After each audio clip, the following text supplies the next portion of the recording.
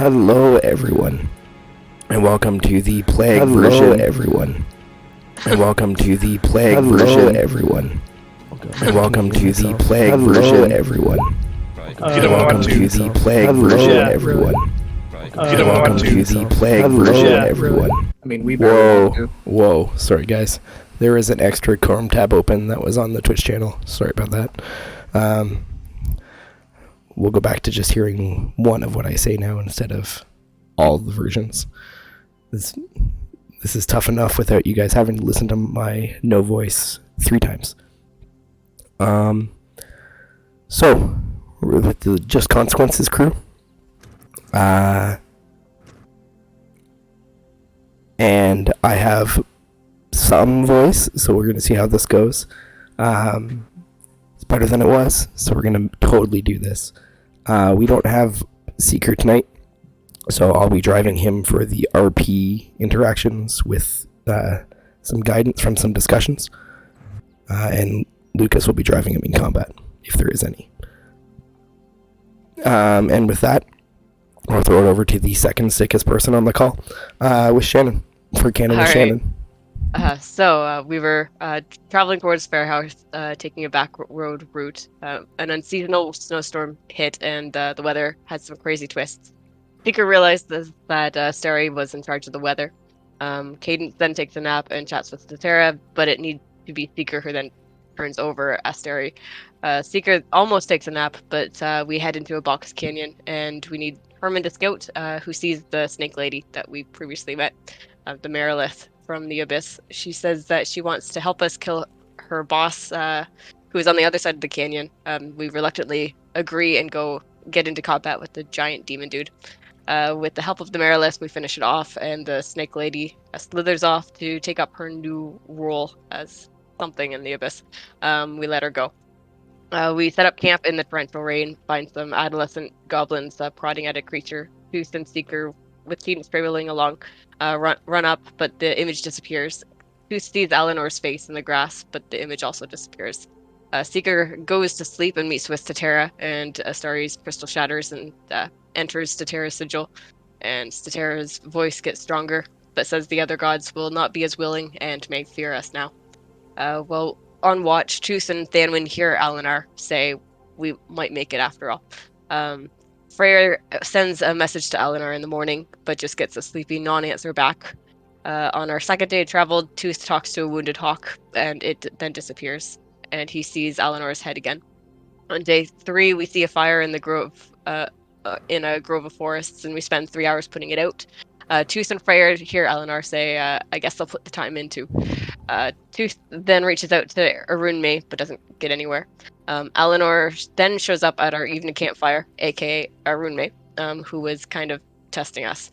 We find out that when Eleanor previously died, he didn't want to come back.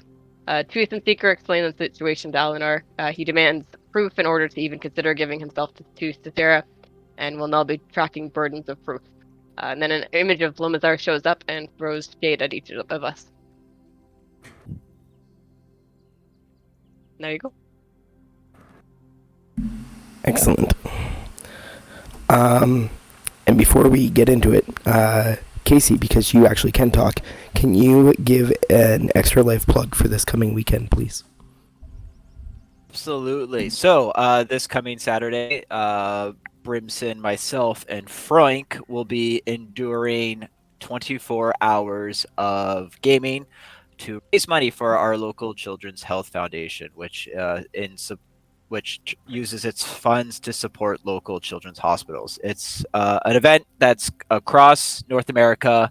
They're, to raise money for the Children's Health Network, the Children's Miracle Network hospitals. So chances are there is a local Extra Life event near you to raising money for your local children's hospital.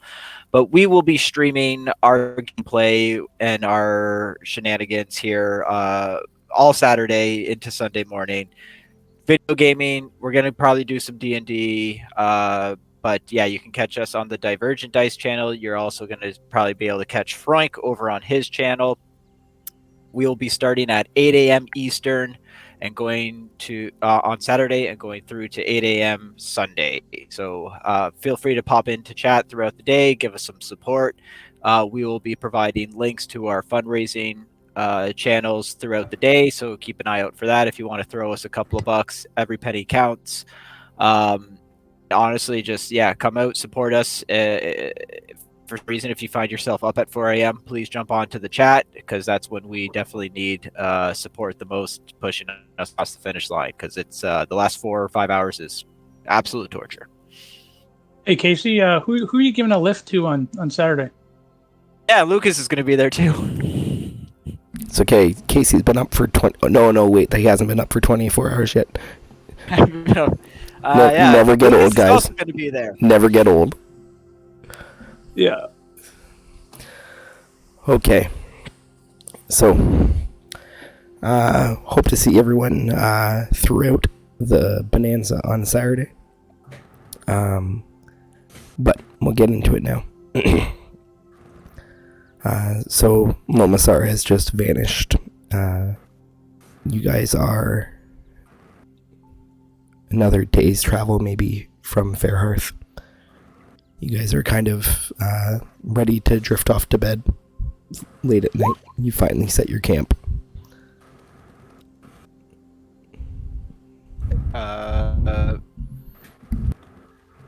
Mayor would probably just, nurse his wineskin, head on a swivel, volunteer for first watch.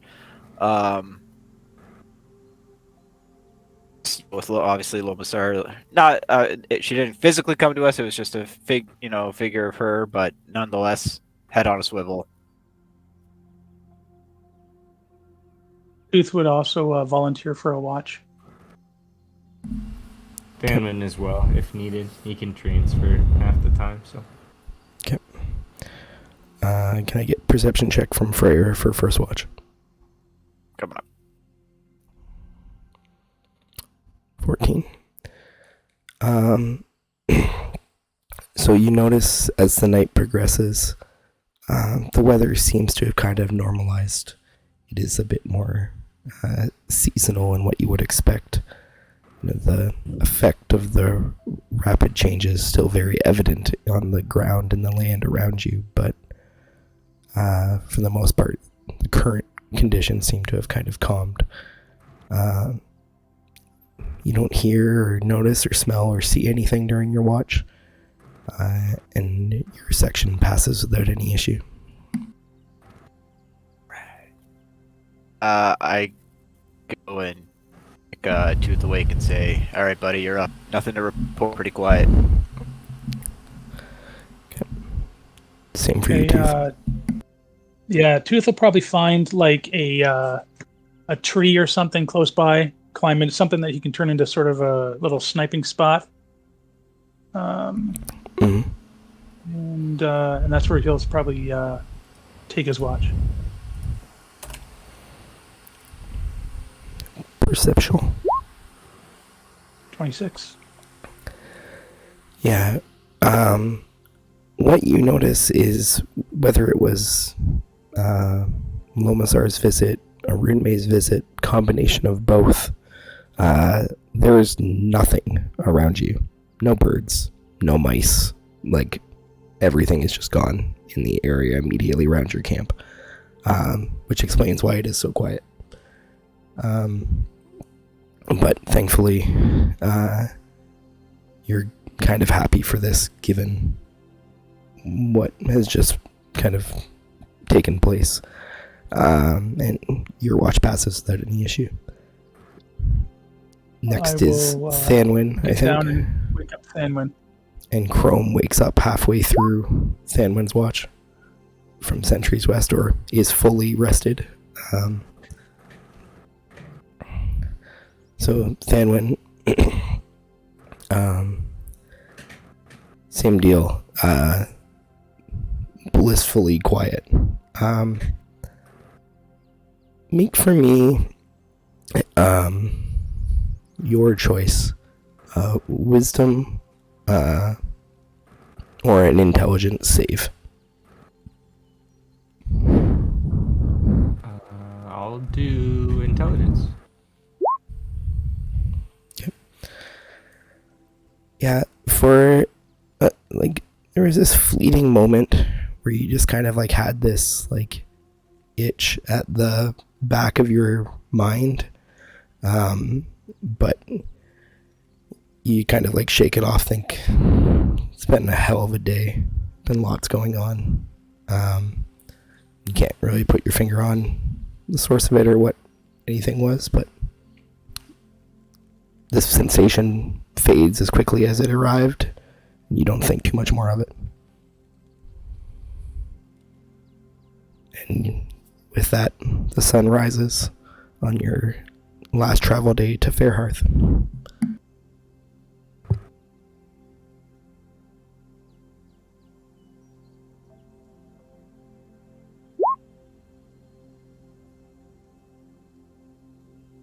That is correct.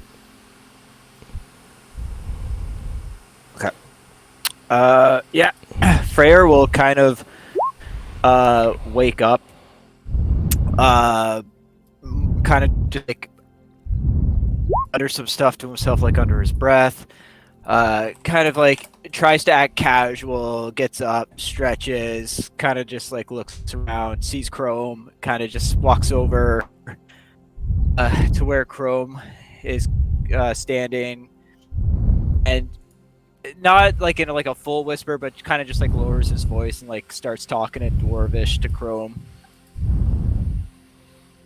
Holy shit, man! How the fuck are we supposed to tell the party this?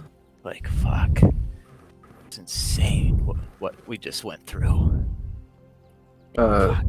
Chrome will look at Freyr, and he's kind of like giving himself a stretch, a work over. He's kind of like moving his neck back and forth. He feels real stiff for some weird reason, but he doesn't know why. And he'll kind of look at Freyr and respond in Dwarvish. Chrome is unsure what you speak of.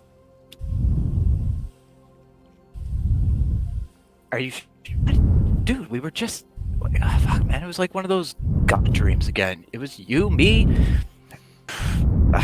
but we were like more powerful. It felt so real. Fuck, what was that guy's name? Start with an N. Nigella? No. Nigel? Niles? Yeah, Niles sounds right. Yeah, like this guy named Niles, like, talking about how he was the one who destroyed Statera. Like he was like the other half. Freyr, are you feeling well? Do you require medical assistance? Do you have a fever, friend? Fuck, if the cleric needs medical assistance. You remember none of this. Chrome remembers nothing. Chrome feels very sore, though. We fought Elmira. We fought. Impossible. Remember that? Impossible. Chrome killed Elmira twice. Oh, I killed her once last night. It was great. There, we're there, man. You don't remember this? Shit. Maybe it was just a dream. How quiet are you guys being in this conversation? I'm not trying to be like, but it's quiet. Like I'm just kind of like keeping my voice down. I'm not like speaking like audio. Like yeah. people nearby will be like, these fuckers over here are having a secret conversation in Dwarvish. Yeah, I think at some point, Seeker, especially being perceptive and like on edge, come over.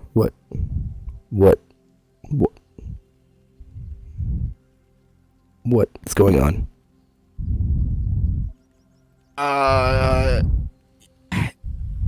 Seeker, man. I had one of those weird god dreams last night, but it was like different somehow. Crow and I were there. We were more powerful than we currently are. The guy, the entity that met, his name was Niles. Was the one claimed to be the one who destroyed Statera, and Statera was the one who was going to cause the world to dive into chaos and collapse. It was all a little heavy. It was a lot to take in, and I didn't really get to talk to him that much. But that if any of what this entity said was true, path we are on, not the right one.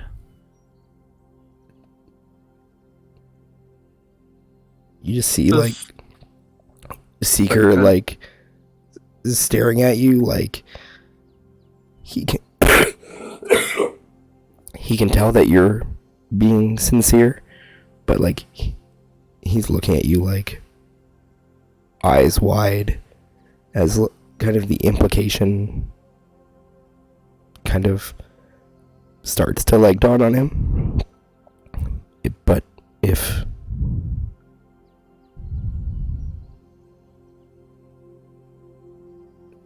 then Statera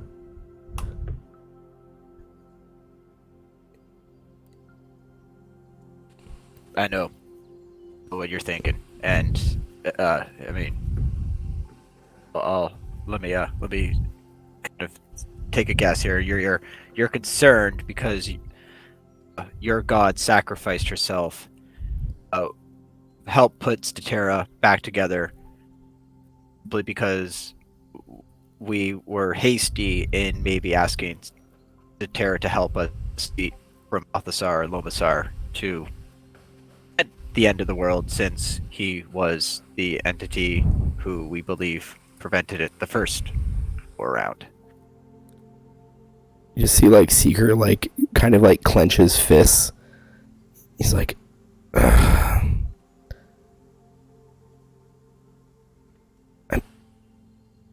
tired of being a pawn. None of them are good. Maybe none of them are good. But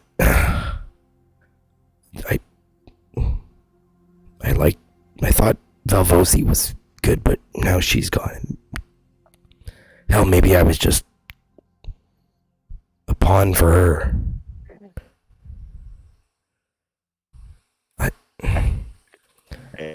It's Or- hard to get a read from what I could glean from the is he was the one who took apart the first go around in order to create balance. He seemed very meant that there always had to be balance, and Statera building himself would throw that balance off. I implored if we could seek him out in our world, and he did state that we could find him where the battle between him and Statera took place. Now, I have no idea where that took place.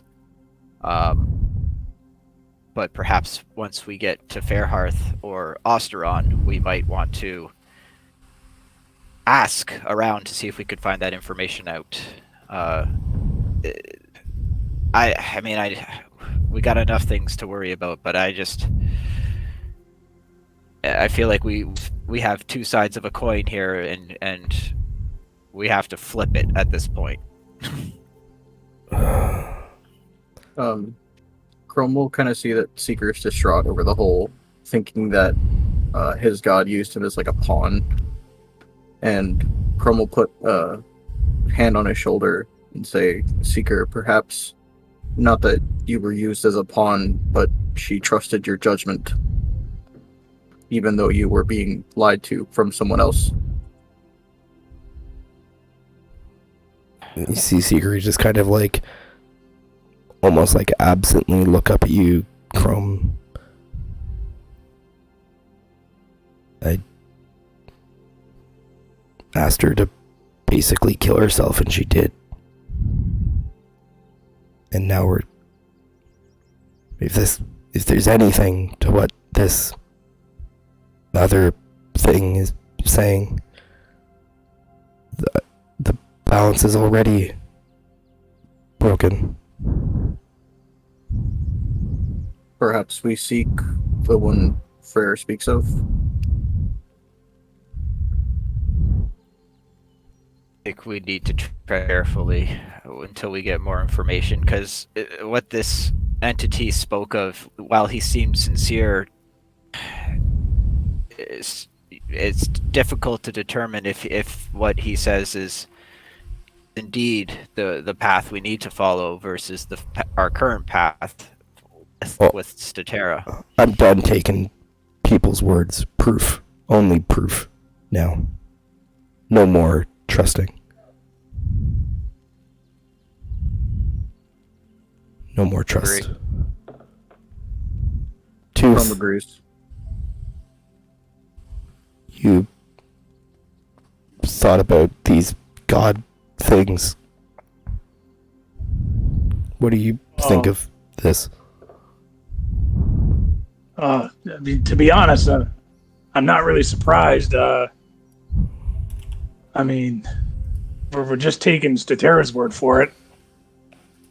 Like, who's to say he's right and Narume's wrong?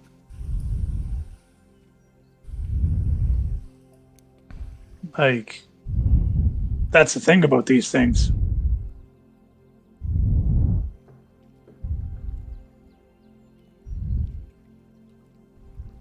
I guess we just keep going for now. Right now, we're just stay focused on getting to Osteron. They'll have to deal with Darren here, so let's stick with that. Maybe we can glean some more information on this new Niles, Nigel. Fuck. Yeah, it'll come to me. Whatever his name turning is. back. It's hard to imagine turning back now that Astari has vanished. Has been absorbed into Statera. Well, yeah, I won't lie. The guy seemed to suggest that even if Statera gets even a small piece back, it was going to throw balance off. So, Oh, I mean, this whole thing is like one great big time fuck. Like, why don't we just go back to before we turned a Starry into a shard? I possibility, but I think we're going to need some help from Darren, and I'm going to take a wild guess that when he sees us, it's not going to be a warm reception. Yeah, but that's even easier, right? We just get Darren, right? We use his wife for leverage. Okay, just a second. Okay, so we get Darren, we get him to go back in time so that we don't kill his wife, so we can use her for leverage so that he can take us back in time so that we can make a Starry not give up her shard. You see Lillian kind of like walk over. Leave Darren to me. Or we could do that. That's another. I mean, I don't have to be the tactician. I mean, anyone can just jump in. I like your plan. A lot of opportunities for it to go sideways. So let's go with Lillian's plan. Seemed a lot more cleaner, simpler. Yeah, but is she going to use like rope and a big rock? Because I mean, I think all plans need that. Tooth, if we go back in time to cease, Darren's wife's death, will Lillian remain with us as she is now?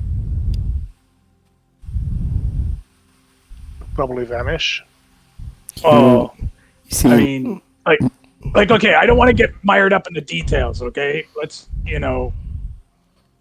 you killed my mother to stop that dragon. You shouldn't undo that. That's what I was just gonna say. If we spare his wife, Absol, let's deal with Saseo again. Darren can be convinced.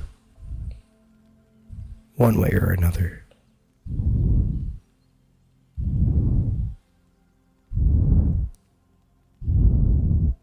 He was a devout follower of Statera, so if this is part of Statera's agenda, then you'd think Darren would go along with it.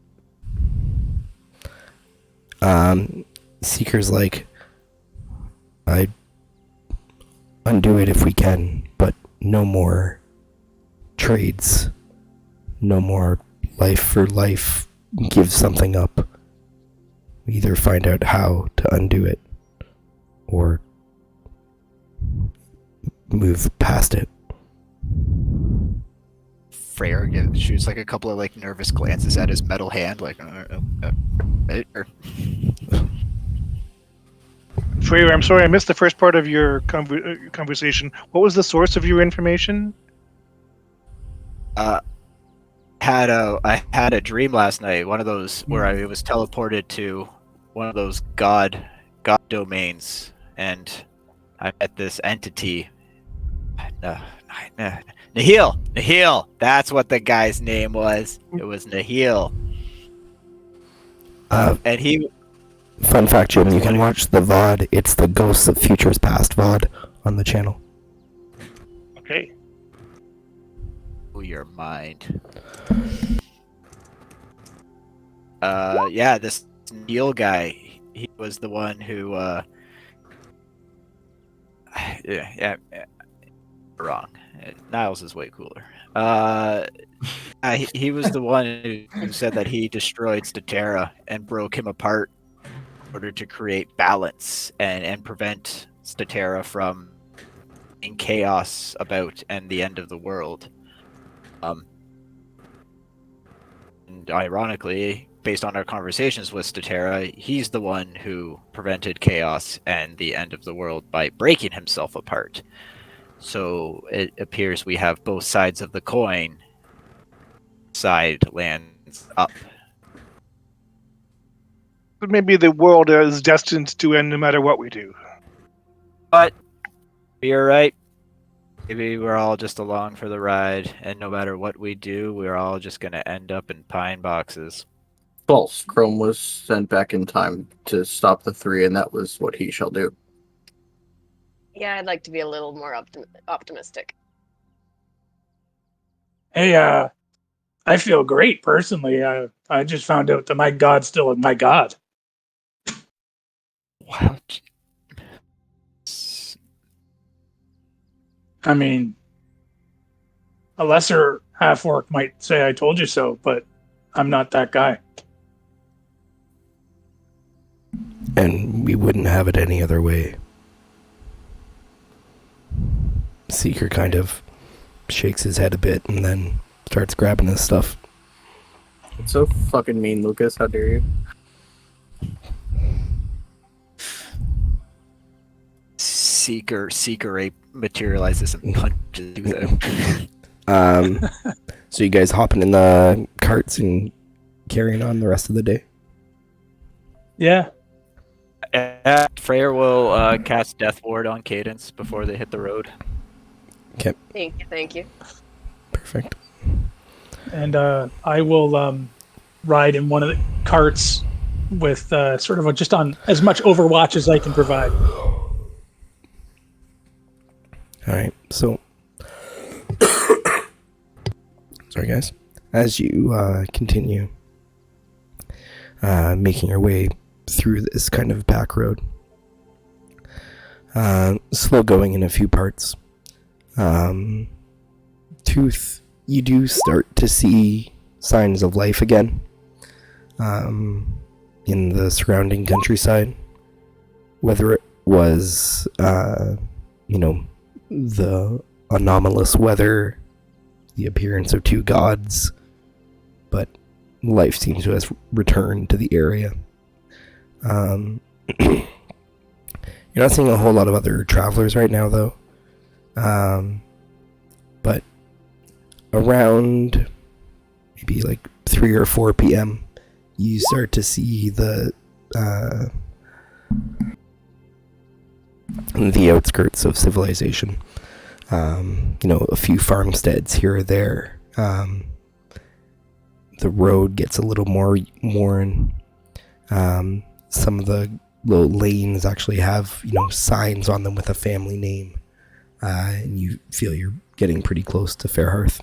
And then after another hour or two, you see on the horizon the large city of Fairhearth, nestled kind of into a coastal harbor.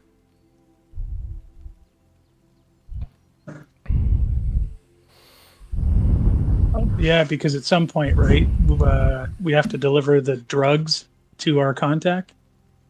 Which you don't have. What drugs? Yeah. Hey, Freyer, who's the contact we gotta deliver these carts to? What I can't fuck if I remember. I got the note still that says to give to the boat captain or a boat captain to get passage. Well, let's do that first so we can get rid of these carts. I'm not sure. I can't do.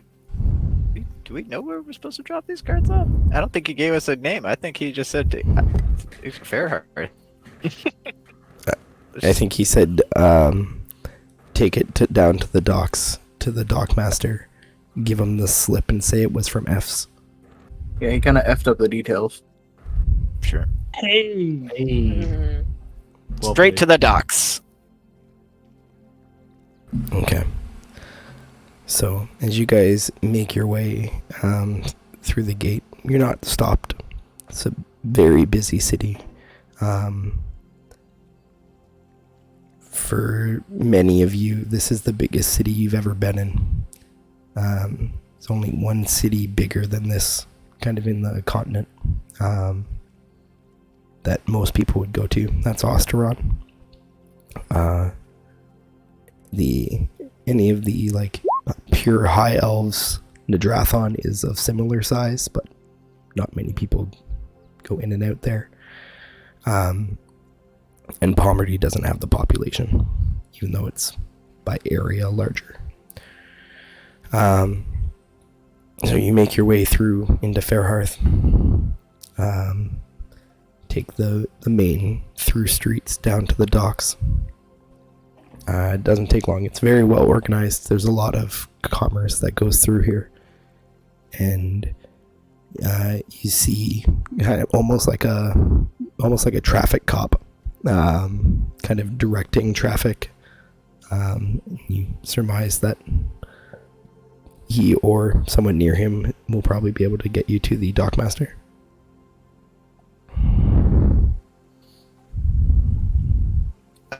Yeah, so Freyr will kind of just like guide his cart up to this guy, kind of just, lean over and just, we're looking for the dockmaster, pointing us in the right direction.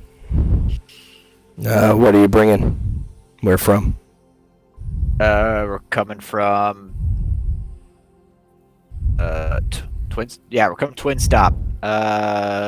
Just carrying general miscellaneous goods. What shipping from where? What company? We're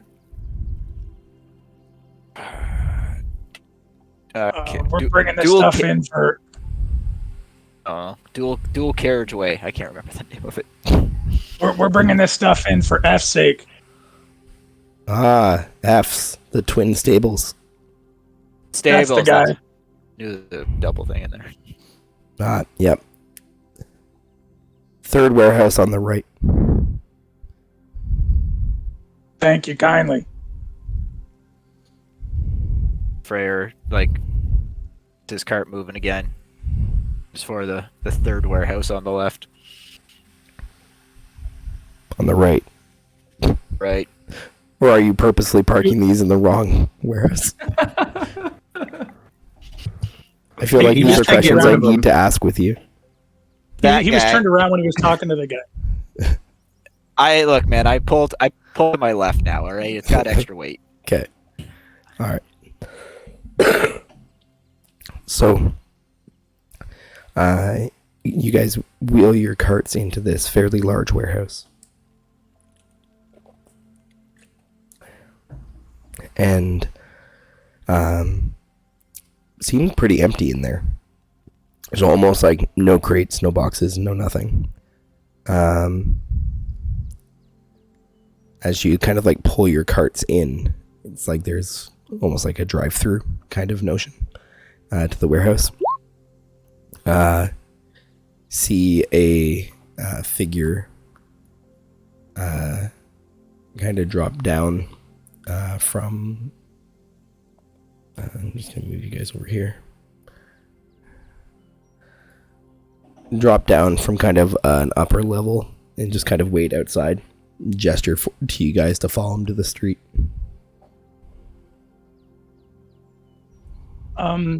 This guy that we've never met before, can I hit him up with an insight check? Sure.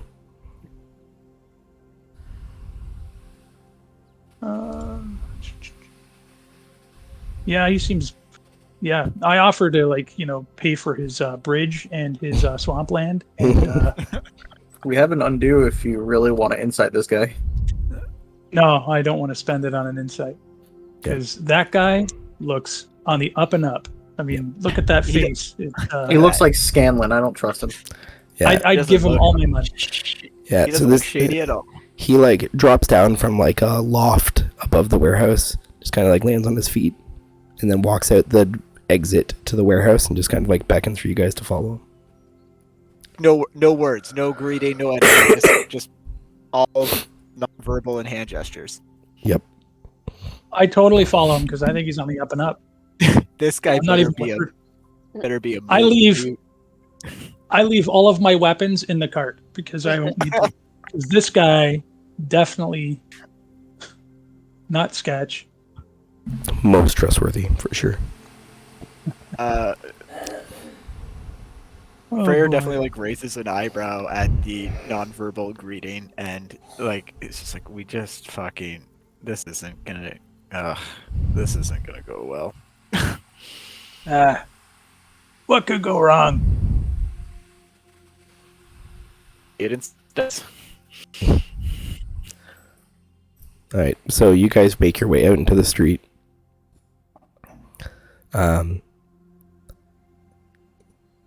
He like motions you over to a cart just kind of a bit further down the road away from the warehouse. He's like, Yeah, I follow. he's like waving you over. Cadence goes too. Yeah.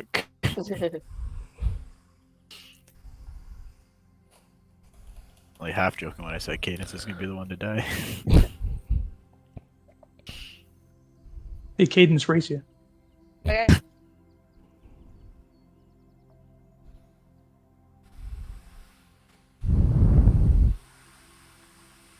Hey, so which one of you guys is in charge? Fuck, that's probably me. God damn it. Yeah, that's me. Great. And Freyr like kind of takes. Well, no, never mind. He doesn't. This guy's not the fucking dock captain, probably. So I'm in charge. brought in F stuff, right? Yeah, F sends his regards. Great. Got all the stuff? Nothing happened en route? Then nothing super eventful. Pretty low key. Stuff's in the cart. Roll a deception check. Fuck. Oh yeah. I would have let you get Advantage, by use with an nothing advantage. eventful, because like that's subjective. Everything's It's- coming up for It's in the cart. Yeah, no, that's a bald face lie. Oh, I've taken a player advantage for a Yeah. reason. Okay. Yeah. Super good. This is in the bag. Okay. Or we're in the bag. One of the two. Hopefully this guy's an idiot. Fuck. Almost. So you tried some, didn't you? Bird did not want to alarm. Unfortunately, we encountered demons on the road here. You tried a lot. Shit. We thought it better to not make you boy. scared. Oh, man, that's great. That's probably even better than the last batch. Okay. Okay. They didn't steal the drugs. I'm assuming like, oh, they went like some of the carts got like went up in flame or whatever. I don't know. No, you We guys lost- dumped all the drugs. Didn't we deliver? Did we just deliver all 4 carts in perfect condition? Yeah. Oh yeah. I know. I'm just like thinking I about didn't. it. I didn't say that they scorched up the carts, but like in an attempt to like circumvent the demons, maybe we lost some of the cargo. I don't fucking know. My wisdom is not high. So good. There were these cocaine bears, and they ran out of the forest. So okay. Wow. Uh, I'm it glad. was trickle down economics. Wow. I'm glad you got it here. Took you a bit longer than I thought. You guys take the back road? Yeah. Oh, that's where all the demons are. Heard that I the bet. road was being watched. Oh. Well, glad you made it. A lot of call for think- this stuff here. I think he thinks we're on the drugs, and that's why we Yeah. saw the demons.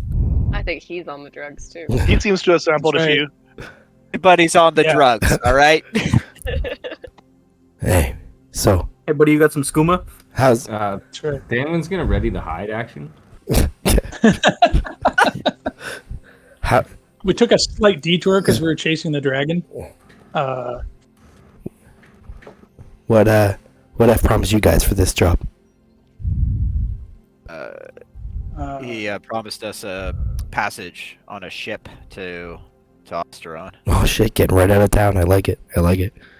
Place is gonna get crazy. Never mind. That's I want to hang out with this guy. That's the truth. This guy is on the up and up, and I want to be his best friend. Seems like a righteous dude. Yeah. Alright, you got got some note or something from him? He gave us this piece of paper. I got to give it to the dock captain or shipmaster. Oh yeah, that's me. Fuck, it's you. I want to. Can I insight that? Sure. I'm going to insight. All right. I mean, he seems pretty honest. He is on the up and up. And we're not going Hey. to check for ID. Take the F's note out and hand it to him. Yeah. Well, yeah, it even smells like him. Yep. Alright, well. When do you want to leave? Probably as soon as we can. Before you check the carts, that's when we want to leave. Oh Jesus! Oh my god. Alright, well, Card checking. here's the deal. That was Kodo, not Okay. Chrome, by the way. I'll go get you a ship. Some ship. Oh yeah, where are you going? Osteron, or as close to Osteron as you can get us. Alright, Ostron. Perfect. I'll get you a ship. And, you go unload the carts. Just throw all the shit under the tarps.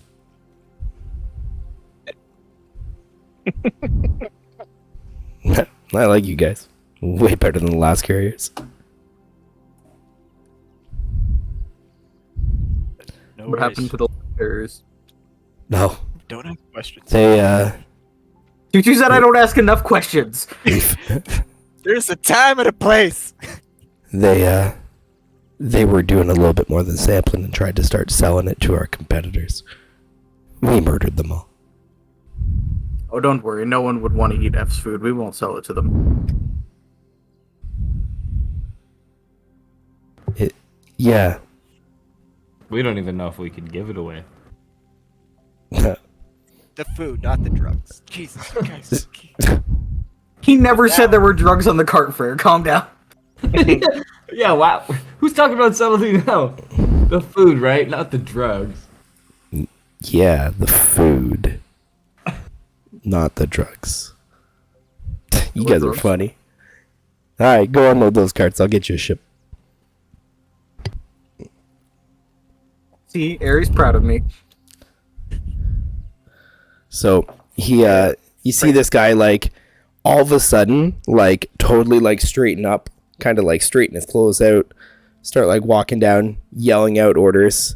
That like guy directing traffic kind of like snaps to attention. And this guy like strolls down. You see him kind of take a right and a left, and then he's out of sight.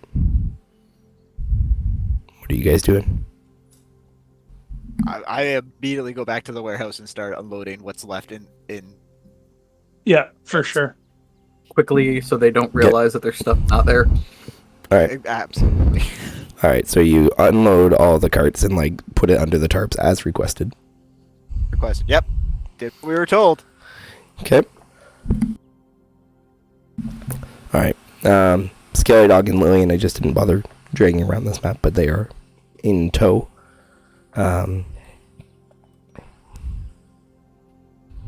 So it probably takes you guys better part of like half an hour to unload all the carts. Some of the boxes are just like too big even for one of you to move. They're just too awkward, so the strong folk have to double up, and they're too heavy for like Thanwyn and Cadence and Seeker to move. So you guys kind of cycle through and eventually get it finished. Around this time, you see the Dockmaster kind of like slide back, like risky business style, like on the dust into the warehouse. You guys work fast. I like it. I got you, ship. You work fast too. Yeah, sometimes. I like it. It's leaving tomorrow, though. Shannon, are you flirting with the gnome? No. Tomorrow, okay? Yeah, tomorrow I think works for us. I feel today might be better. Well, Man, he is a fucking sexy gnome. he is. Shannon, want to Yeah. revise your statement? Yes, is now flirting. She's like, yes, now I am hitting on him, as a matter of fact. He's like, well, I mean, I did what I could, but there's only so much that this level of charm can get you. I mean, it's a lot, but there are limits. Whatever you got us, I'm sure it'll be great. What kind of boat is it? It's a little galleon. It's off doing, I think there was some, I don't know, diplomat or something that came up here. Pfft, who cares?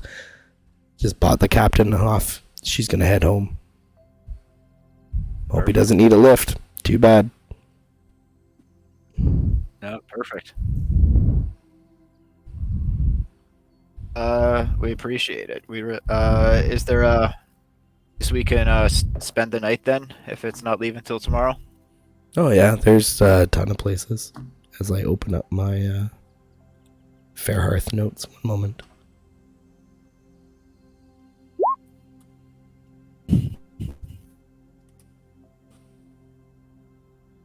Fucking Adirondack chairs.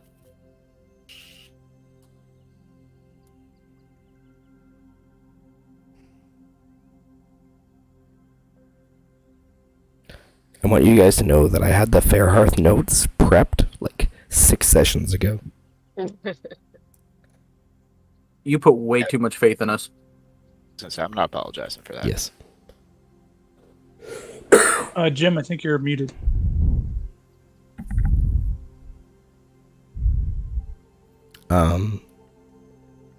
He says, well, just here in the dock district, or the canal district, sorry, there's the Shepherd and Rose Tavern. It's pretty good.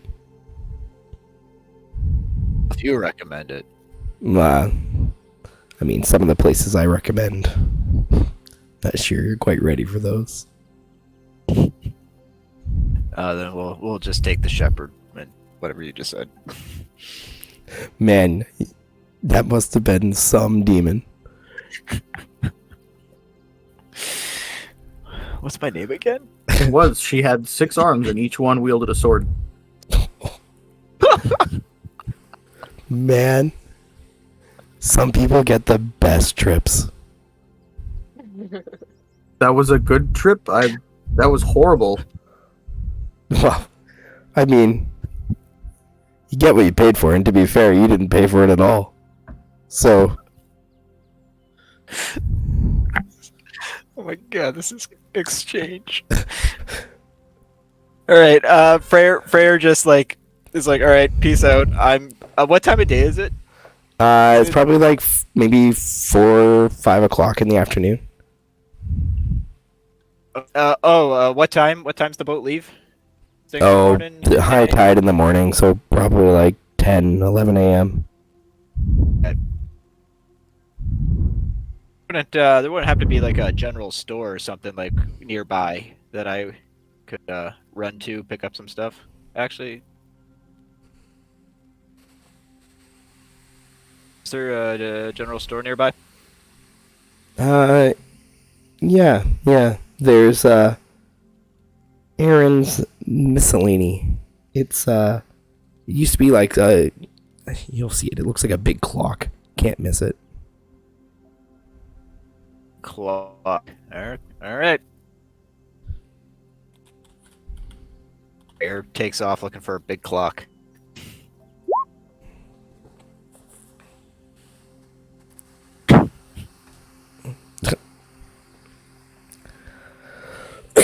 All right, so you guys book it out of the harbor proper into the dock ward in Fairhearth, and track down Aaron's Miscellany. It does indeed look like a building that was at once just a big clock. There's a front door around where like 6 o'clock would be. And you see like a sign kind of like haphazardly like hung out front that says general store. Shit, he wasn't lying. It's a giant clock. As Freyr's like staring at this thing, and then proceeds to walk inside.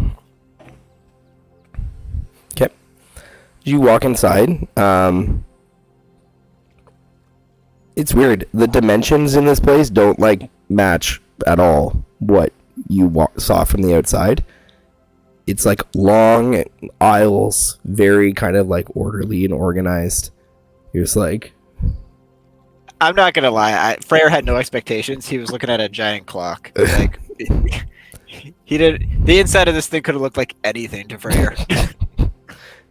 you see this kind of like very, very old, kind of wispy, silver-haired gnome woman. A little like walking stick. Hi. What can I do for you? Yes. Good afternoon. I'm looking if you have any health potions in stock. Health potions. Health potions. All the ones that heal you. Yes, those. Yes, they're come in little bottles, red in color. Oh, yes. Sorry. You wanted to buy some? If you have any in stock, yes, I would like to buy some. So if I don't have any, you don't want to buy them? Would still want to buy them, but I would be unable to buy them from you if you don't have any in stock. That's very true. You're a smart one. I like the smart ones. I'll go check. You see her like hobble away. Feel free to browse. Ugh, the years have not been kind to her. Yeah, like Freyr will like kind of propose the shelves. I mean, I'm not looking. Are there any crowbars? Are there any crowbars on the shelves? There are indeed crowbars. Good to know. The name's What? Gladys. If you need any assistance. Bad name choice. Gladys, you got any cake in the? You got any cake in the back room, Gladys? Would you like a cookie? Are they good? No. Oh, good thing Chrome does not eat. No, thank you, Gladys. Just the health potions if you got them. Right, yes. The red ones. You hear like a bunch of like glassware kind of like rattling and shaking. Sounds like 1 or 2 things break on the floor. see her like come out like carrying this tray now, but she's using both hands to carry it, so she's not using her walking stick, and she's like teetering as she like brings this tray out. Almost looks like she's walking on a ship that's like listing to side like heavily. Oh, the legs aren't what they used to be. She's like, here, just let me set this down. I don't trust her. She like sets it down on a chair. In this like little kind of like carrying tray that she brought out, you see 3 potions that appear to be red. You see a potion that appears to be green, a potion that appears to be black, and a potion that appears to be clear. I went and just got the ones that were in the little glass things. I don't see so good anymore. And the color was the first thing to go.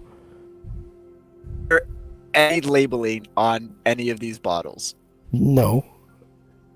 You can see the colors. That's all. Can that's we all taste test? Oh no, there's no sampling here, my dear. This isn't a bakery. Although I do bake cookies. They're not very good.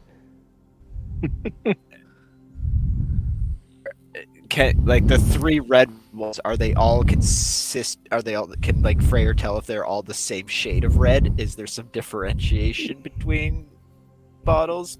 I'm very skeptical of the Make an investigation Halloween check. candy.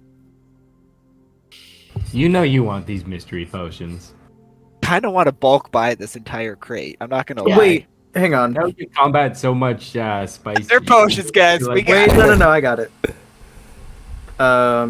They're red. 'Cause I think. Give me a second. Let me double check this.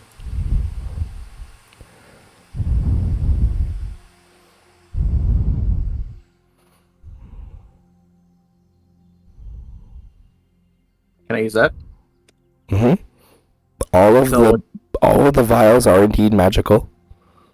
But it says I can learn which school of magic they belong to. Yep. There are definitely. It's kind of hard to pinpoint it because they're all just kind of glowing. But there are definitely vials that have restoration magic. There are vials that have transmutation magic. There are vials that have evocation magic. It's like someone just like sprinkled a, magic mixture variety pack and made up some potions. So, like, you'll see Chrome's eyes kind of spark up and glow a little bit brighter than usual, and just completely deadpan. He'll say, restoration, transmutation. What was the other? Evocation. That's it. What would you want for this entire group of potions? Do you want the tray too?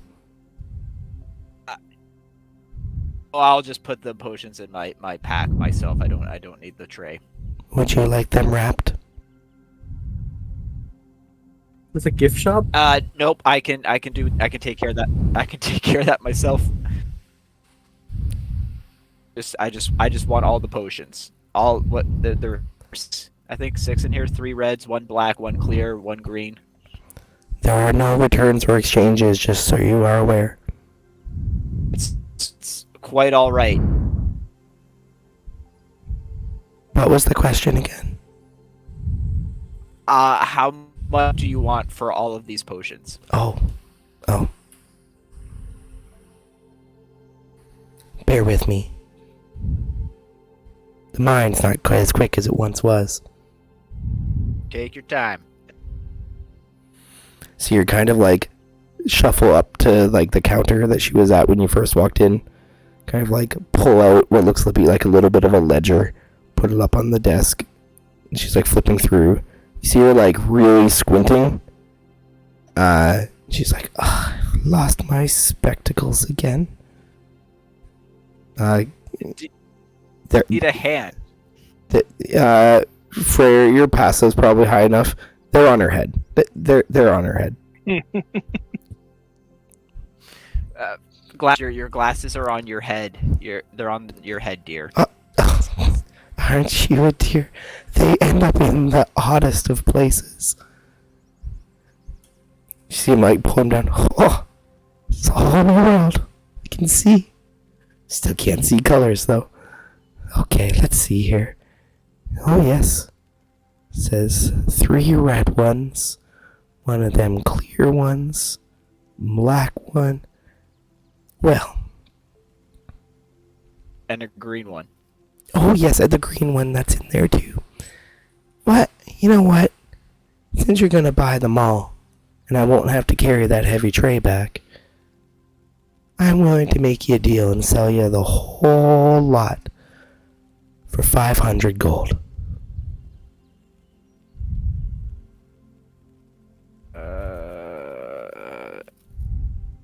Health potions. What the fuck are those other potions? Take 400. Roll me a persuasion check.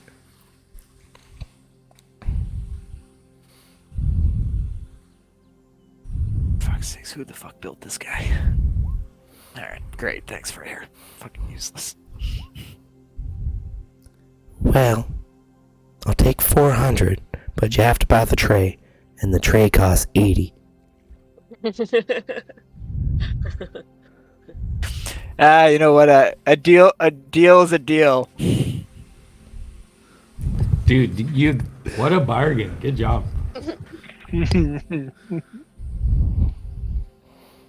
Separately in my inventory. Yeah. Just in case there's So- not health potions. 3 reds, 1 green, 1 clear, 1 black, and a decorative carrying tray. Great. Worth 80 gold pieces. Well, Sold for 80 gold To her. pieces. yeah. I'm gonna go out on a limb that I'm the one getting shafted here. Was that how you're gonna deliver healing potions to us on the battlefield now, Fair? You're gonna trot over with your serving tray? my serving tray. Please take it off the tray. Would you like to sample some of our wineries today, sir? I see you're bleeding out. This might help. Yeah, you're in like a hallucinogen state and like in shock. You can't see. And he's like, no, you have to pick the potion. I can't for you. Is there anything else?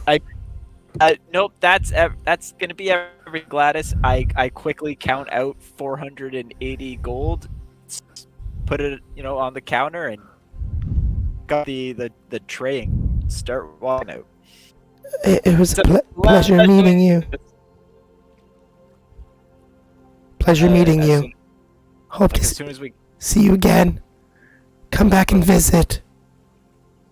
okay, like Freyr's at the door at this point, and like as soon as like Freyr gets outside, just just puts the potions like in his pack and just like finds like the nearest public garbage can, puts the tray in it. Love it. So what's really hilarious is as The you tray was the +1 shield. put the tray in the garbage can, and you're like, okay, the tray disappears.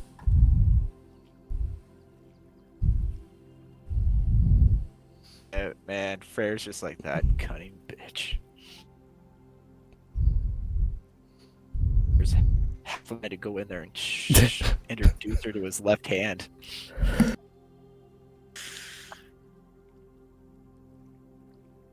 The tray is a lie. Tray is a lie.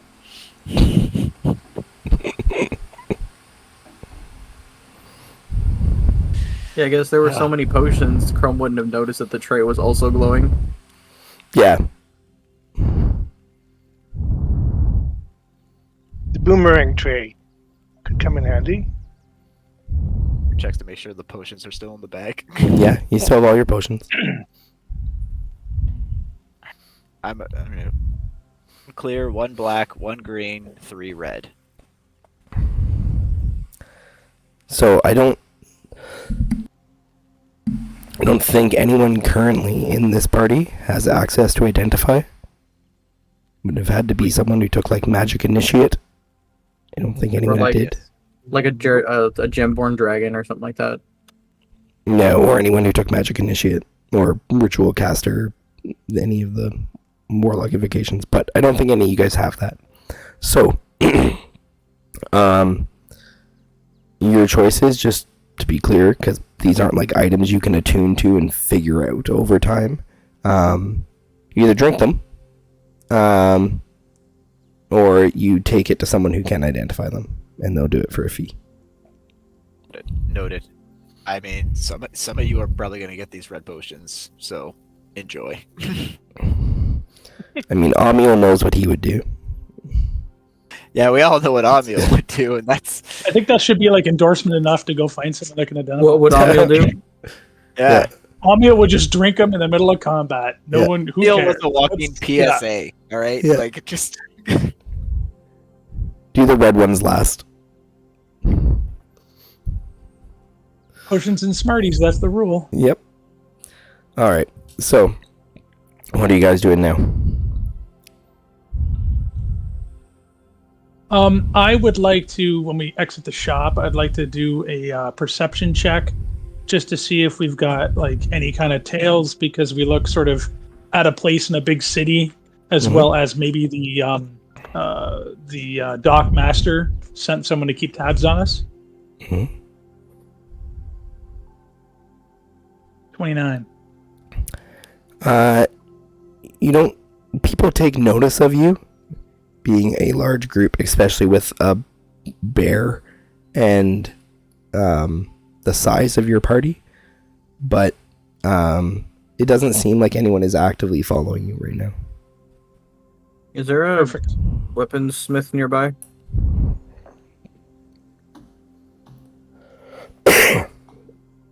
Let's see.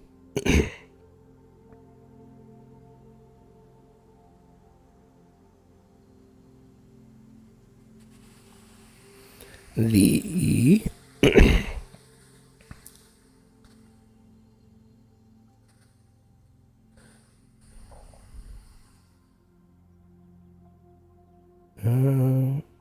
find it. Sometimes it's better to do a find.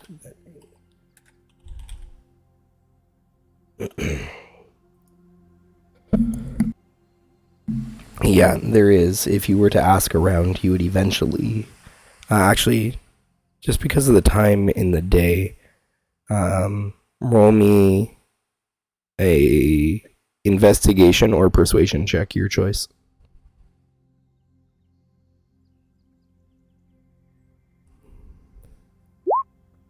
$10. Okay.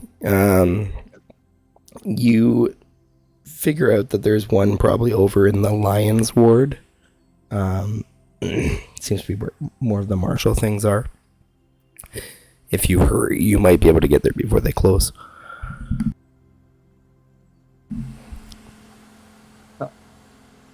Rome will take, well, I guess head that way, but I guess take Arya with him. Zarya. Or what's her name? Sorry. Lillian? Lillian. I was thinking Absol and Lillian together. Sorry. He'll take Lillian with him. People are in this party. It's a new person. We just picked them up from the warehouse. That is his granddaughter.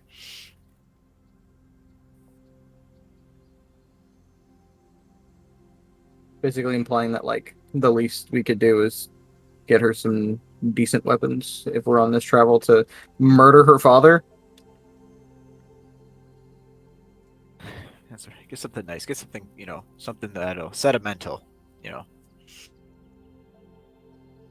Can you carve die dad die onto the blade? Is that possible?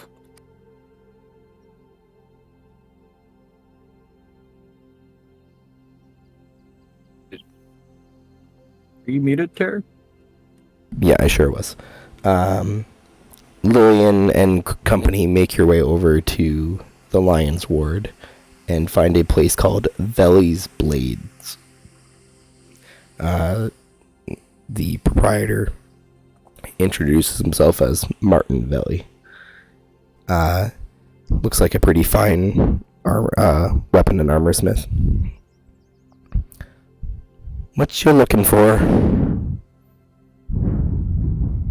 Our compatriot here unfortunately lost her weapons previously and has been attempting to make do with daggers and odd weapons of the sort. Would you be able to outfit her with proper blades? See this guy, and he looks probably like middle-aged for human. Like, come over, he's like, you guys having children fight for you now? She's like, I'm older than I look. Much older. Suit yourself, I guess, if your coin's good. What type of sword you looking for? Lillian goes on to describe something kind of akin to a scimitar, but even more narrow of a blade. Almost like if a rapier was a curved blade and a slashing weapon instead of a piercing weapon. And she's like, I need 2 of them, please.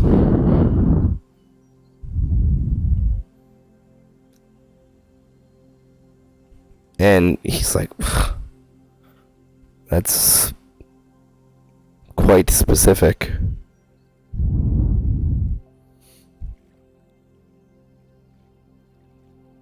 Who, I suppose, is this all you guys want? That is all Chrome was interested in acquiring, and he'll kind of like look around to the rest of you.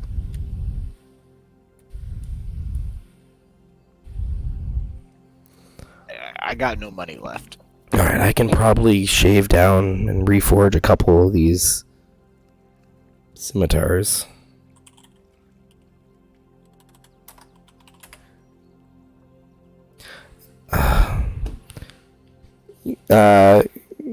Chrome, you see Lillian kind of like poke you and like gestured like up on her tiptoes to like whisper to you. Chrome will like half kneel down. Yes, Lillian.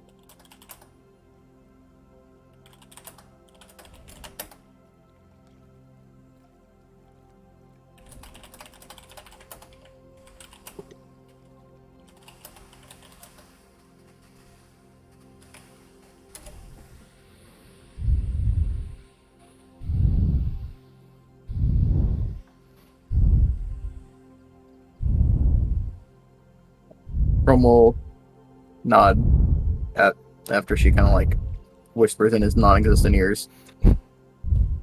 And he'll just wander up to the blacksmith while he's shielding down, like shaving down these blades, and just kind of have a side conversation with him, making the request that she asked for. Yep. For the 2 blades with the modification, he says that he can do it for 55 gold.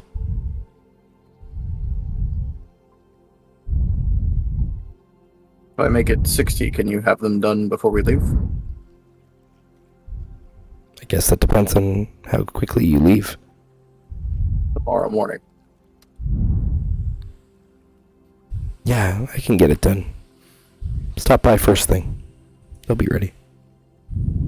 He'll hand him a 60 gold. Okay. Alright. So, where to now?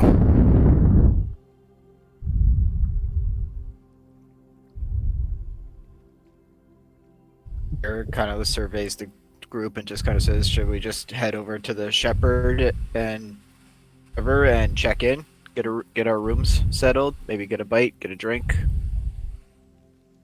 or a bar fight? Oh, Chrome wants a bar fight. Yeah, let's go start some shit. Seeker, like, holds up a hand for a second. Should we stay at the place he told us about after not bringing the drugs? Seeker, you're a smart man, that's why we bring you along to these things. We should probably find alternative accommodations in case he does check his stock and takes inventory. Even if he does, he can meet us at the docks tomorrow. He knows where we're going. Before we That's leave the tomorrow's blacksmith, problem. before we leave the blacksmith, we'll call back inside. Do you know where the nearest inn is? You hear,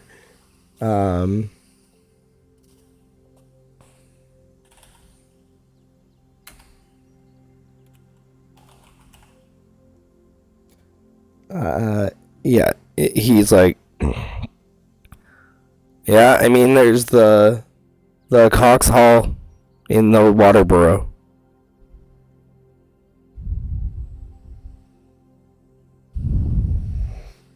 Can you just point out the vague direction? You see, like, a hammer in the window, like, gesturing, like, down the street the other direction. Hear the shouts, look for the water. We'll relay that information to the rest of the group. Right. Let's just walk in that direction until we hit water, and hopefully an inn presents itself. Yeah, so that, I feel that Mike in that moment would have probably had that same thought as Seeker, so, because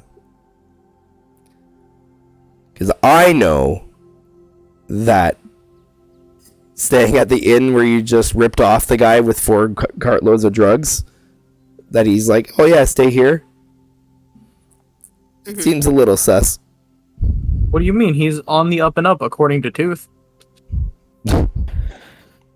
Seemed great. It's not Yeah. our fault. He was All the completely drugs. trustworthy. All right, Whoa, so whoa. Freyr also agreed. There's 2 agreeers of the. Yeah, up and up. exactly. Thank you, Thaler. He's swindling our party, one person at a time. so you guys make your way. Maybe he can convince the other gods to give themselves up to Satara too if he keeps this up.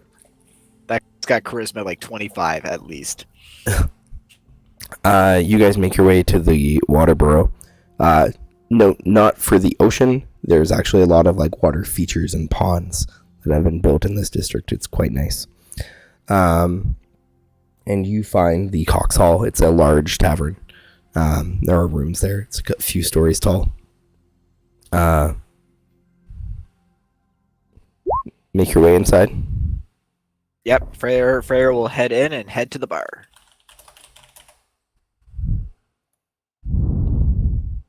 Never mind. I thought that's what you said the first time.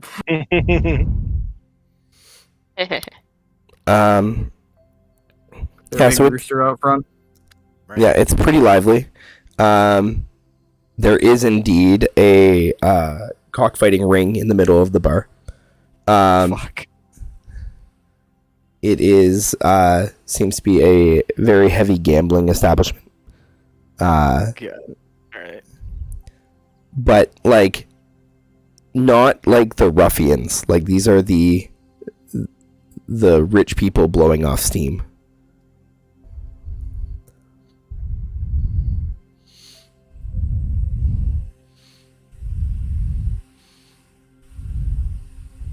Quickly learning that Freyr is not one for animal violence, but he's going to put that aside and continue to the bar. Yep. So you could kind of like make your way through. Haven't seen you before. Passing through town. Need a few rooms, and a few pints. Just as out of curiosity, what are you guys doing with Scaly Dog? I would assume that this giant ass bear can fend for itself. But like, are you leaving him outside, like seeing if he can stable with horses? Like if he's not like super insulted, that would be the easiest way of housing him. yeah, I mean he'll do it. I just mean like you're not trying to like bring him inside. No. All right, we need a couple of rooms, and do you have any room in your stable for our bear? I mean, don't have bear fights, but if you're just parking him there, that's fine. Yep, he's just gonna spend the night. All right, well, as long as he doesn't eat the horses. We'll make sure that he gets some food. Okay, We're responsible pet owners. excellent. Something we value here a lot, as I'm sure you can tell. So how many rooms? 7 rooms. Unless anybody wants to share. Anybody sharing? Okay, 7 rooms. Sharing might be best for You want to share, Chrome? Who are you sharing with? I'm gonna like look around to Tooth Seeker Thanwin. I don't know. Then we'll share with Chrome. 6 rooms. Okay. Seeker just kind of like grunts. Can the party like roll insight? Try and give you guys a kind of introspection on Seeker, since I'm not doing all of the Seeker RP justice, I'm sure.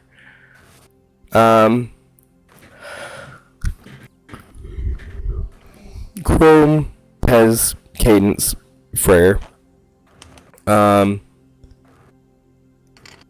get the sense that Seeker's pretty shook about what he feels responsible for with Astari. He's, very distrusting now of like everything. And you think like he is now in the unless I have proof, I don't believe anything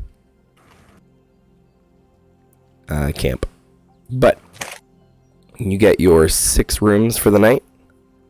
5 rooms. Frey's gonna shack up with the Seeker. Yeah. Okay. After giving him the once over. Okay. 5 rooms. He's like, go ahead, Tooth. Tooth will shack up with Scaly Dog. Oh, okay. You're sleeping on this table, whatever. Maybe your bear won't eat you. Alright, 4 rooms now. We need to reduce this any further. No, we're good at 4. We're good at 4. Lillian's like, who am I sharing with? Been with Case. Perfect. Yep, Kate's is fine with that. Okay. 4 rooms. Going once, going twice, sold. 15 gold. Includes the stable. And meal now and in the morning.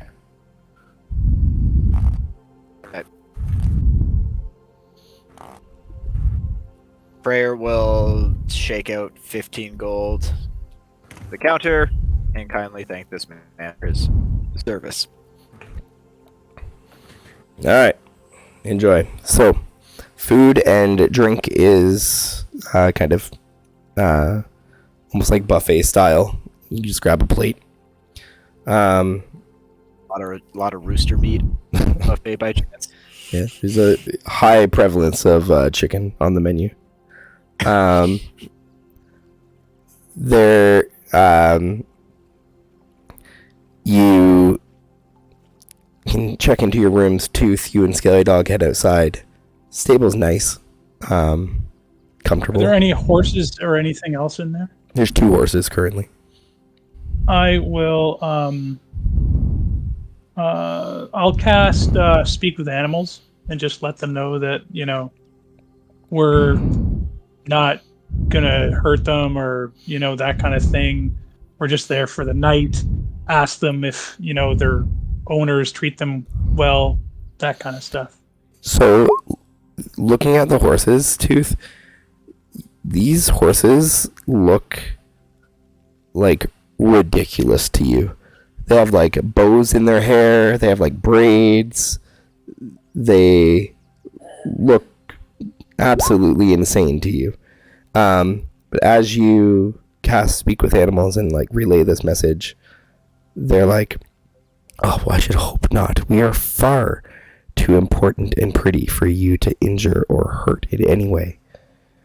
And yes, of course, our masters take care of us well. We are their pride and joy. Good. Glad to hear it. Ugh. The least you could do is correct that stench. Ugh. Yeah, I'm sorry about that. Spent a lot of time on the road. It shows. The other horse like Yeah, kind of like turns up his nose and like huffs at you. I apologize.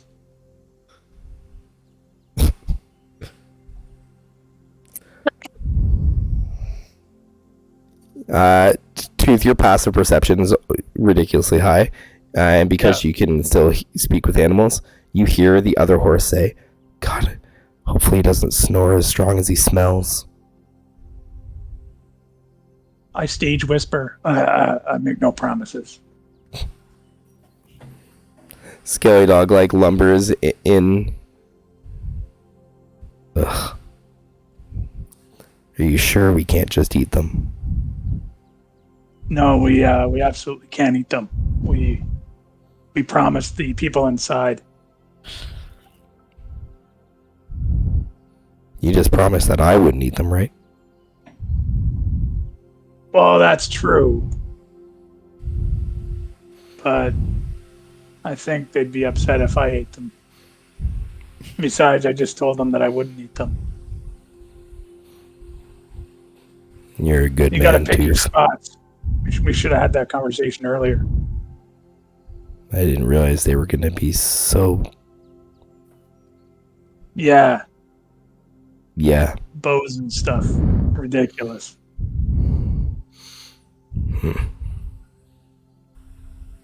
It's been a long time since we camped out. Just us.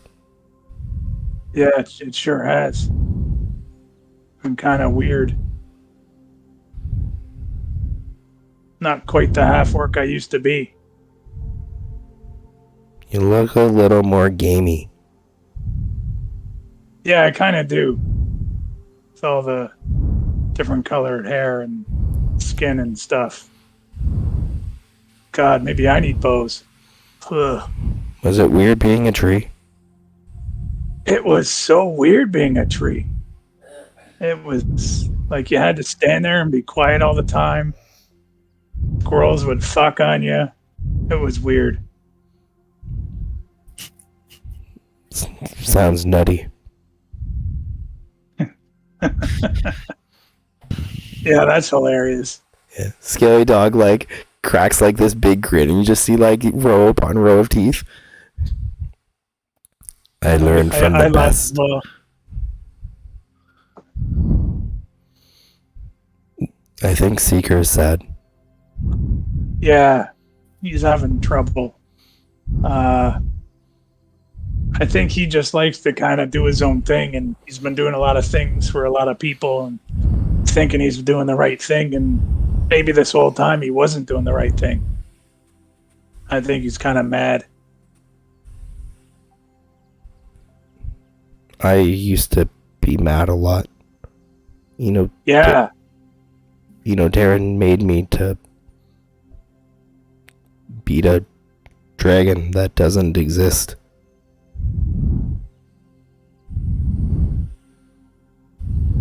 yeah, well, I think we're going to go fix his little red wagon. I used to be mad all the time too, like really mad. Now it's weird because when we start fighting things, I try to get mad and I'm not mad. And I used to race up with a great big axe, and now I got this this bow. I mean, weird fighting from way back. You're different, but still you. Yeah, it just takes a little getting used to it. You know, like when Cadence goes down, I feel bad because maybe I should have been up front. You have friends But for I'm not. that now. I'm not built that way. The really tall one and the metal one. Yeah, the Chrome. Yeah, it's a good thing we got him. That He takes the giant one pounding. is also strong. Yeah, Pez. He's kind of new, but I don't know. He's weird. You know, he's always cutting himself. Like I hope doesn't need an intervention or something. It seems to work for him. Yeah, But it maybe he's is- going through an emo phase. Maybe that's it. I think there was an emo Darren at one point that did the same.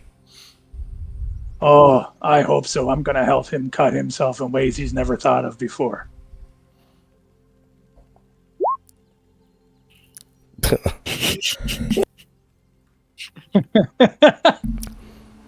Good one, Chrome. Oh, that was awesome. So, anyone else doing anything before they go to sleep? Freyr's gonna hang out at the bar and like just survey this cockfight. Can he like get a rough head count of how many people are in this bar right now? And like, Probably like 60.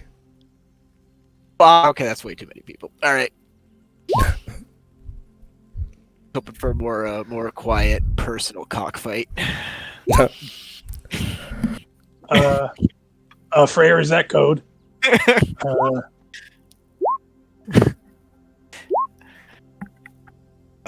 No, Freyr will finish his pint then if there's like that many people. I'll just be like, I'm out. Oh, Sandwin. All right. So, we're gonna take a break a little bit earlier tonight, and we'll give you guys a bit of Oh, extra God. time I know what that means. because you're level 8. Let's go. So, Holy moly! yep, you're level 8 now. So, And Mike missed it.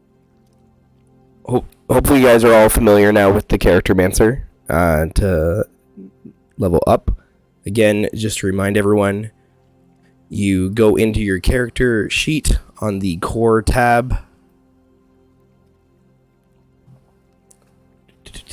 I wait for my random character sheet to load. You click the cog that is listed beside spells. Scroll down a ways. There is the launch level plus character mancer. Ensure that then you just follow the little wizard automation through. Make sure that you only have +1 written in there.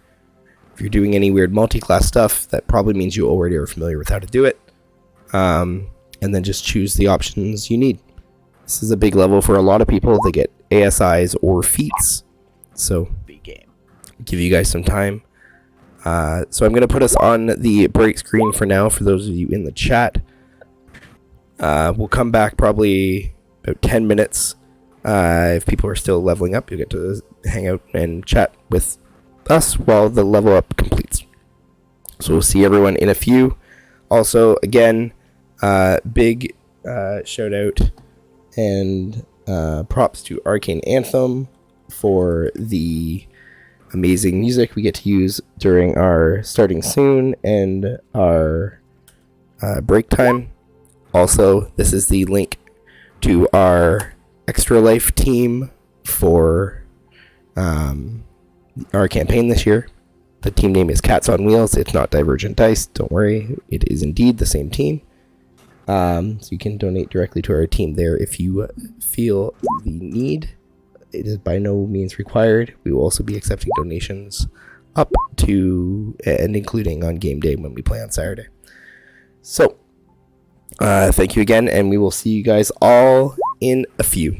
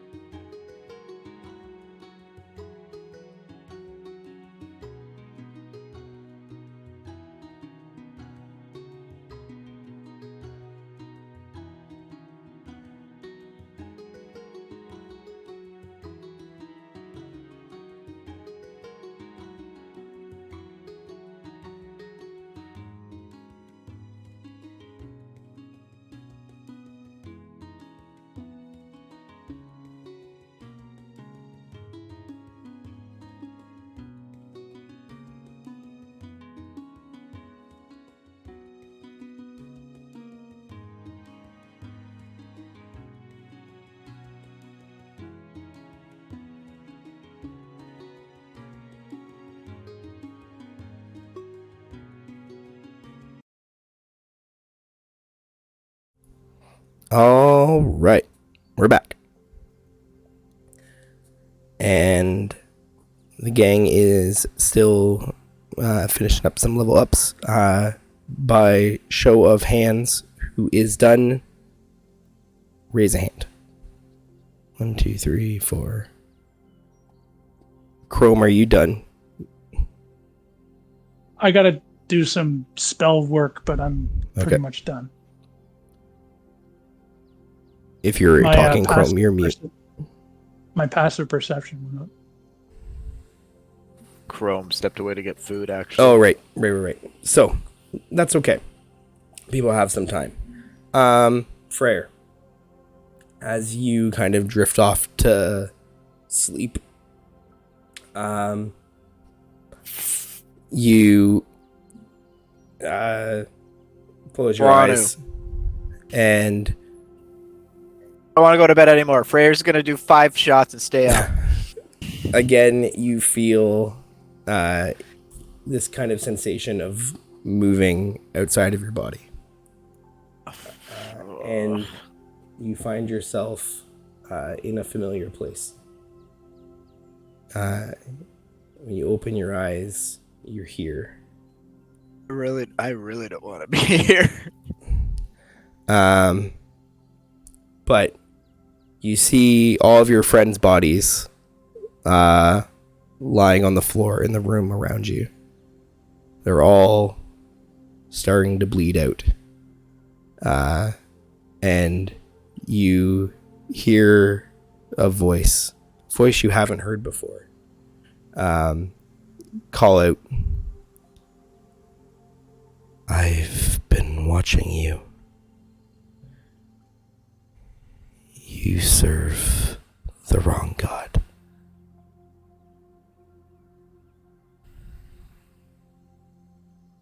Follow me. My path and yours can be the same."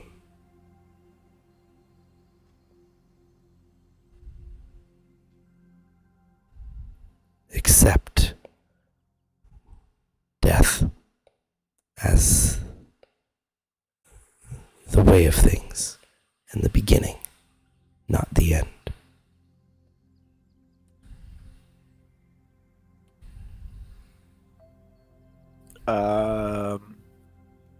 And then the voice is gone. And you're in this room. Like Freyr's like instantly like just gonna cast mass healing word. Tried to put 1, 2, 3, 4, 5 like HP into everybody. You can hit all 6 with mass healing word, right? Okay. You wake up.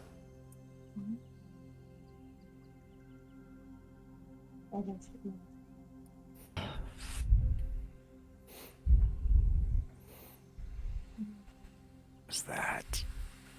Gotta stop drinking so much.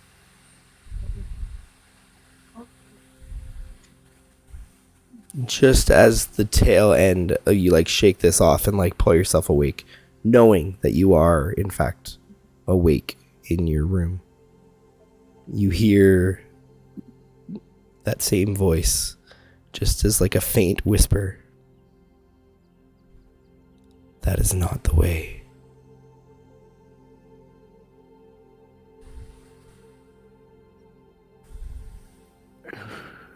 Who are you? Like Freyr would just like call out to the room. Show yourself.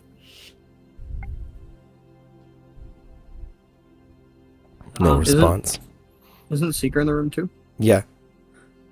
Seeker like snaps awake. What? Who? What's Freya? What's wrong? Dream. Seeker just The like cabin. grabs his head like he seriously can't deal with this anymore. You weren't the one in it. We're all dead. The cabin.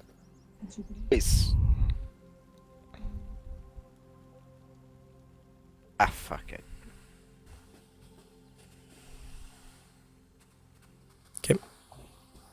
All right. So, first thing in the morning, you guys have all rested. You feel more powerful. What are you guys doing?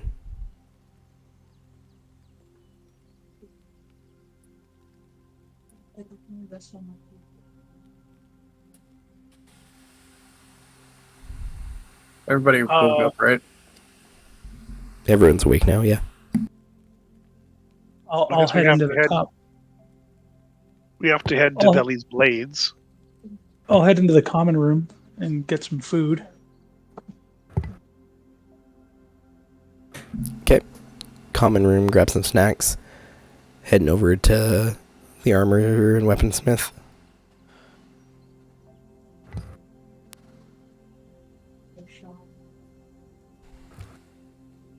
Yeah, I would imagine to pick up Lillian's swords and head to the docks for what might be a spicy confrontation at the ship. Okay. So you guys meet briefly in like the main hall, grab a quick bite to eat again. Kind of bunch of poultry-based sandwiches in the morning, and you guys set off to the weaponsmiths. Upon arrival, you see that Martin is hard at work. Bright and early. They're done. And you see him like pull out these two very sharp, curved, thin blades. Look like they would be very light, well suited to a smaller individual. And he sets them down on the counter.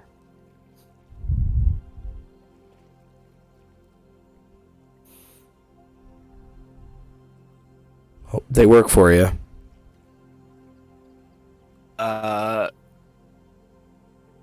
Roleplay Chrome. Chrome's gonna go up to the counter, grab the swords, and hand them to Lillian. Handle first. Looking at this Chrome, like picks up the blade and inspects it. You see engraved on both blades is in some pretty fine script is the words "for time lost." And Lillian looks at it and like smiles. Yeah, that's good. She thanks Chrome, and you see her like deftly like flourish the blades. Like you've seen Chrome and Pez use large swords, but they're, you know, blunt, crude instruments. This looks, you know, like a precise flourish, mesmerizing almost. She's like, they're not the same as what I lost, but we'll get to know each other very well, I'm sure.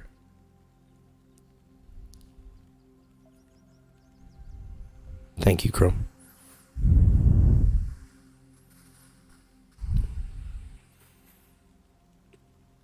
And no one else has any business here. I assume you guys are heading to the docks. I think probably just straight to the docks.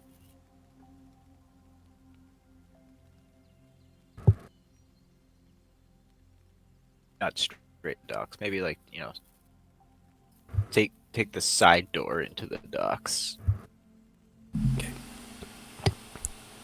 So as you kind of like get into the harbor district, you do see the same kind of traffic cop guy directing traffic.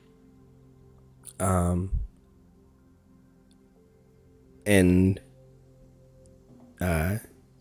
just kind of like sees your group and immediately just like points at you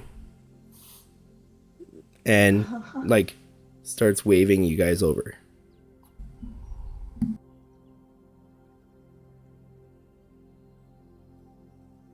Freyr will approach him, but Freyr's got a pretty firm grasp on ye old Warhammer. Okay. As you kind of get up to him, it's this human man. It's like, oh, Dockmaster's looking for you. Is that the warehouse? Says they've been robbed. Sounds serious. He was beside himself. You should go check it out.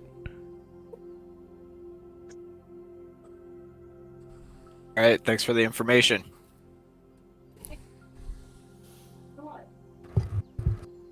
You guys, Freyr returns back. Freyr returns back to the party. Okay, so we need to get to the docks and not go by the warehouse. yeah.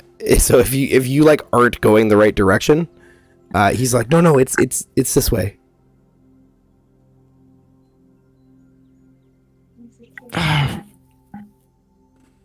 Third one on the right. Remember? Is there a way to head down there and then double back somehow? I mean, you could head down there, but it's like this is like almost like a choke point where like all the different wharfs kind of go to this central point. Perfect.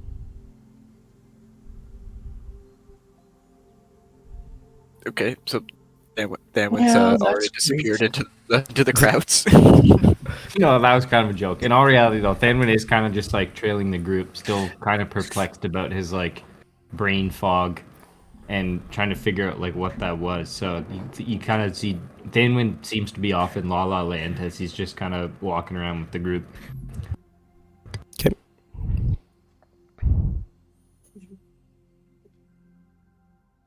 So, what are you guys doing? He's like, come on, you can't hold up traffic. Okay, all right, jeez, chill, all right, like we just go and like stand on the corner, like towards the warehouses. Well, okay. I wanted to do something before we start heading out. Okay. Just on the side just- of the intersection. We're not in the way. I'll kind of like walk past Pez just because he's kind of big to obfuscate casting charm person on that dude. Okay. He's got a DC 14 wisdom save.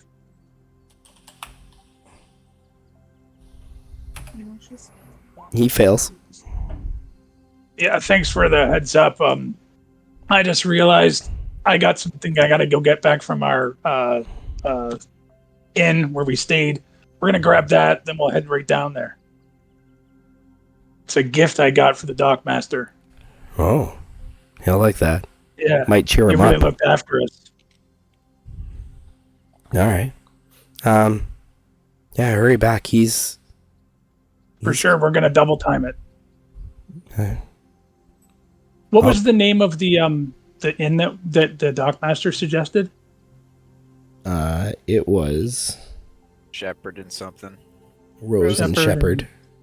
I think. Yeah, if he comes by looking for us, tell him that we just skipped out to the Rose and Shepherd. We'll be right back. Okay.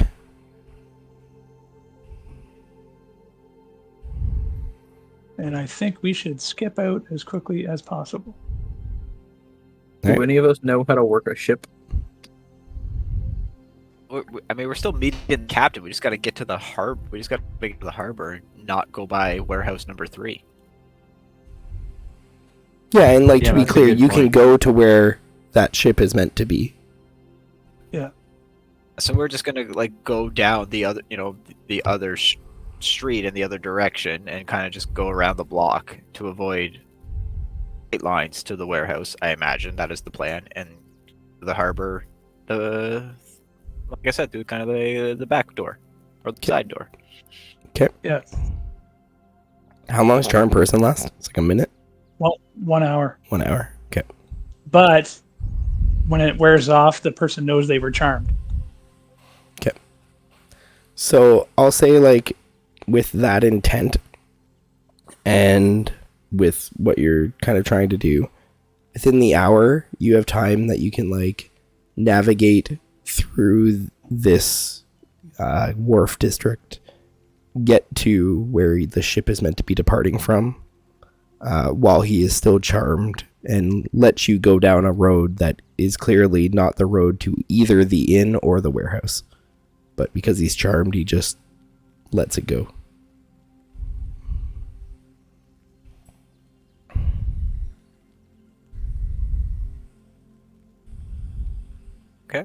Perfect. All right, so like I assume we arrive at the harbor at where this ship is supposed to be. Is this like a planes, trains, and automobile situation where there is no ship in the dock where the ship is supposed to be? No, there is a ship. It's being loaded. Those aren't pillows.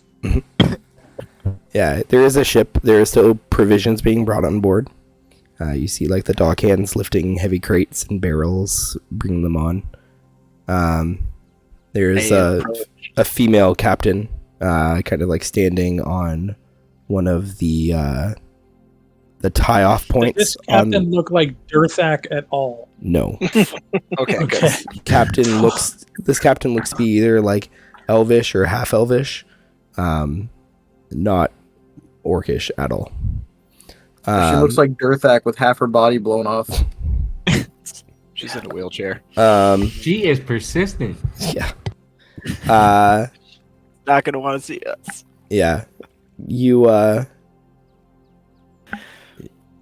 as you like approach, she's like, you the cargo I'm taking to Ostron then. That would be us. Well, You are? You can call me Captain. Captain May. Did me what? Just May. Captain May. Is Captain Freyr May- flirting with the captain? Yeah.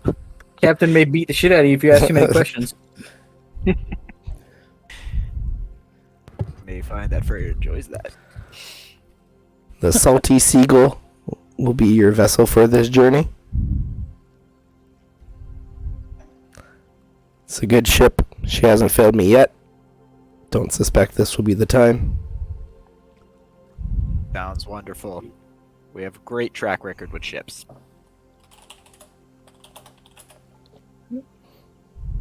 No. I meant like this one's got tech Oh. because we already met Tack. Yeah, Tack's dead. Yeah.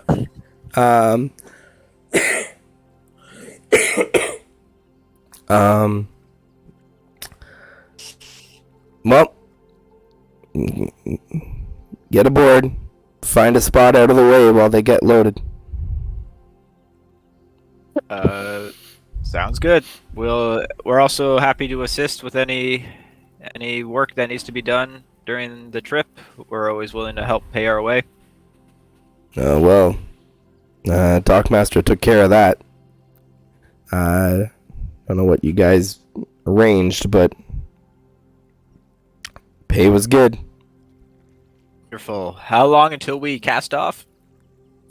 We should be ready to leave within a couple hours anyways, once we get the provisions aboard. Perfect. Maybe we should just go below decks and get out of the way then. Yeah, out of sight, out of mind. Any chance that maybe we can speed up the load by an hour or two, or if we leave now? Yeah. Well, a few of you look strapping. You see a box, To help out. move a box. If you can't Yeah. figure out where they go, follow the people that have the things that look like yours. It's like a matching game for children. If the dock Yeah. hands can figure it out, you guys should be fine. Yeah, I can do that. I'll dive right in there and start helping hauling boxes. Like Freyr will like go take his stuff to like a room or something on the ship, but immediately like come back up and just start like huffing boxes double time on Okay. the ship. Tooth will keep all of his stuff and help. I've got a 14 strength. I don't know how much help I can be, but I will be help. You can help with a 14. Yeah, Pez and I will just toss boxes over our shoulders up onto the deck of the ship. Yeah. Yeah, so you guys, with the four of you helping out, you guys make pretty expedient work of it. And the ship does get underway, gets ready to shove off within the hour. Excellent. Exactly. Plus his own box. And you guys find yourself sailing out into the harbor, bound for Osteron. I'm going to spend my moment or two at the stern, just percepting to see if there's a crazy dock master running for the boat with a horde of friends. There does not seem to be. Okay, perfect. Meta-wise, the dockmaster, remember, was hired by Fs, not the most, astute, studious bunch. He legitimately thought that he was robbed after you guys delivered the stuff. Good. I just wanted to make sure we got away clean, because that one dude will be like, wait a minute. Yeah. That guy wasn't my friend.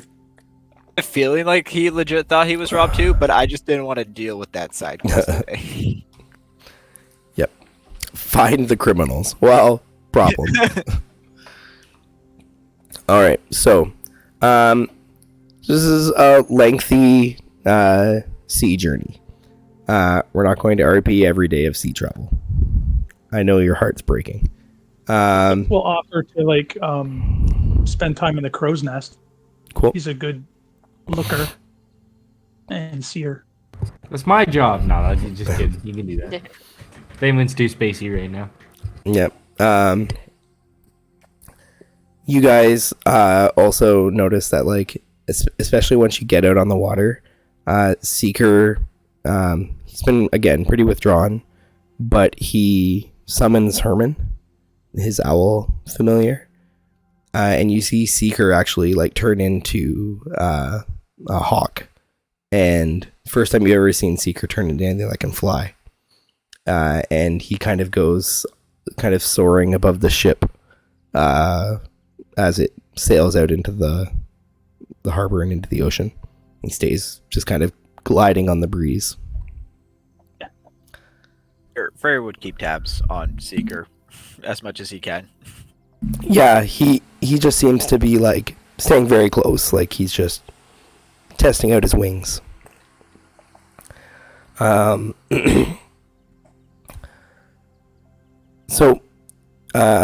you get a good deal of space between you and Fairhearth on the first day. So again, just so everyone is aware, pretty sure we have it in handouts now. Yeah, we have the world map handout. So you guys are leaving basically the city that is right under the T in Crystal Spires. And you guys are heading as close as you can get to Ostron. There's a bit of a canal near where the desert join is that gets you to Osteron. So it is a lengthy trip. But this is the course you have plotted. Oh God. So metagame consequences is heading to Osteron, and Darkwind's heading to Pomerty. Okay, yeah, that's cool. Yeah. At least we don't have to contend with the frickin' cyclone of death in the Atlantic Ocean. The puckered butthole of the water. Yep. Yeah, we're on the cool, chill side of the Pacific. So you guys, anyone doing anything of note on this first travel day? Freyr's gonna seek out a barrel of ale and refill his wineskin or whiskey. He's gonna see if he can find a cask of whiskey and to refill his wineskin and get provisions for what is going to be a lengthy boat trip. You know what? He'd probably just see if if there's multiple casks of whiskey, he would probably just smuggle one into his. Much to your horror, every cask what? that you look at on this ship does not have whiskey in it. Is this a dry ship? No, but they do all have rum. All right. Okay, no. Yar. Yar. Is it coconut rum? I'll Oh, drink okay. the rum. Tooth is going to practice summoning a bestial spirit of some kind of bird of prey Mhm. and just work with that. Cool. If Lillian is up to it on a few days here and there during the ship travel, Chrome would offer to like mock spar with her so she can get used to the newer swords. Yeah. Lillian takes you up on it like the first day. Like the first day you offer this, she's like, I'm in.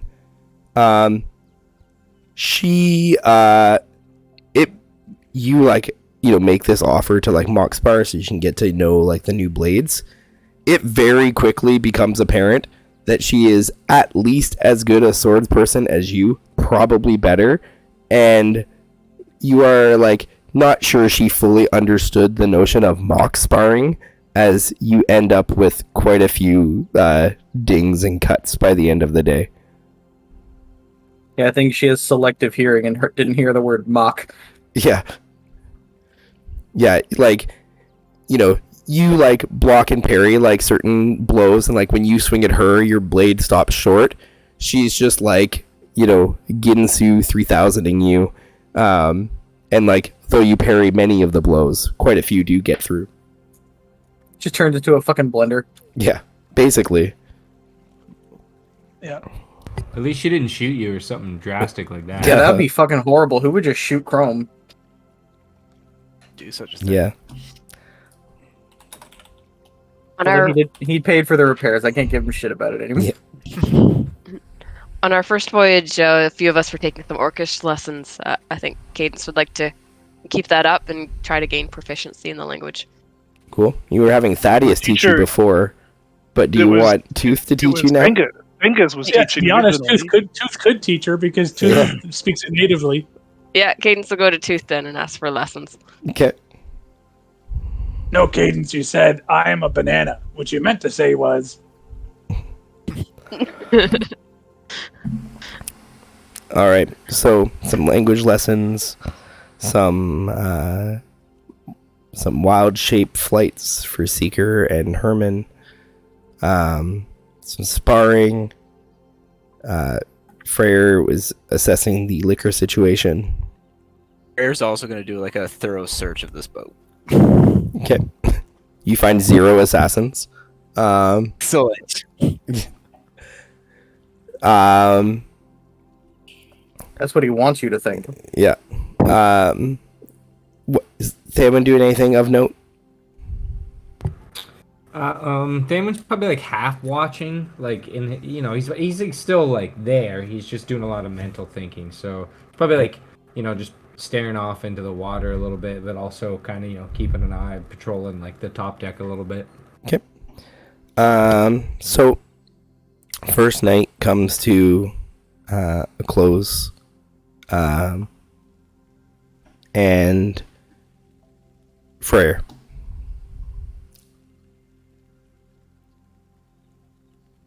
You find yourself back in the room again. Oh my God. You hear the voice call out to you. Path you are on is a lie.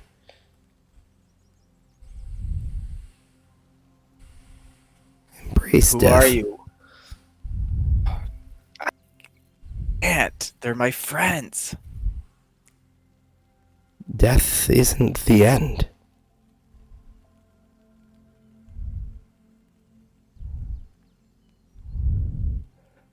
The grave are is you? my domain. Why are you doing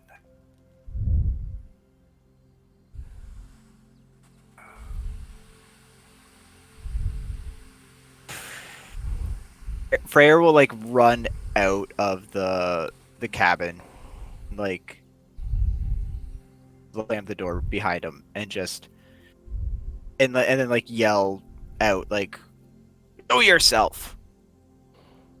As you slam the door behind you, you like turn back because the door didn't make any sound when it slammed. You turn back and there is no door, and there is no house. I was gonna go back in there. And you find yourself in this room. You can see the edges, but it's this almost like greenish, like smoky glass. Almost like you're looking through like a really like old Canada Dry bottle that's, you know, been too close to the flames. Yeah. And you see this figure kind of towering in the middle of this room. Let me just make sure I give you the right features. Hold on. Boop, boop, boop.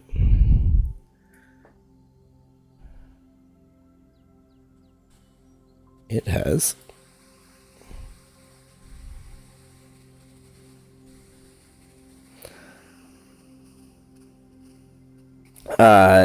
these massive, like, draped wings, like kind of folded behind his back, almost like they almost look like angel wings, just the wrong color. You see its body though is this that of a snake, and you would recognize it as a depiction and a figure that strongly resembles Seth, the god.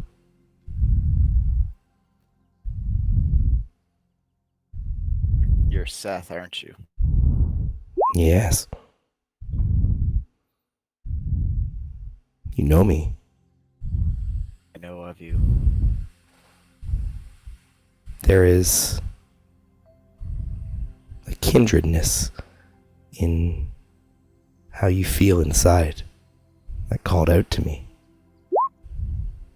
There are many you wish to send to the grave. Many more you wish to save from that same fate. Indeed. I have much anger inside.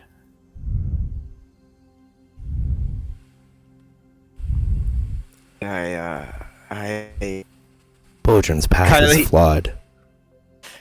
You cannot Yeah. defeat death, only delay it. and like Freyr would kind of like look over, like even though he knows like there's nothing behind him, but he would kind of like look over his shoulders, like at non-existent cabin, and where his friends lying, and just kind of be like, protect those I care about. My anger supersedes. I need to do what's right.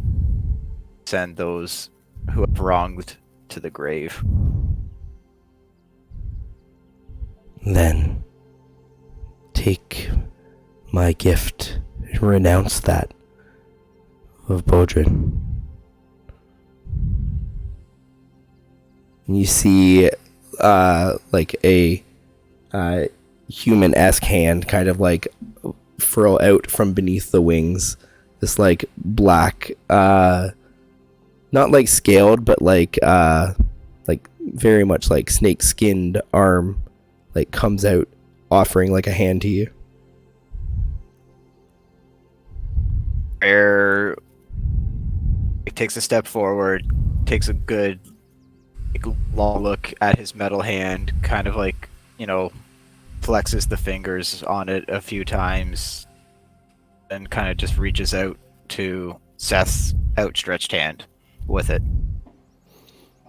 As you take his hand in yours,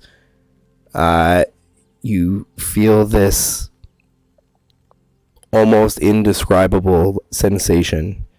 You feel at the same time this like power being like drained out of you. And for the briefest of terrifying moments, you feel totally alone for the first time that you can remember, cut off from any sort of the divine. And for that brief instant, you are just a dwarf with one hand and a lifetime of wrongs to right. And then filling that kind of empty shell, begin to feel new power fuse and flow into you as the being that is Seth empowers you to take up this new path.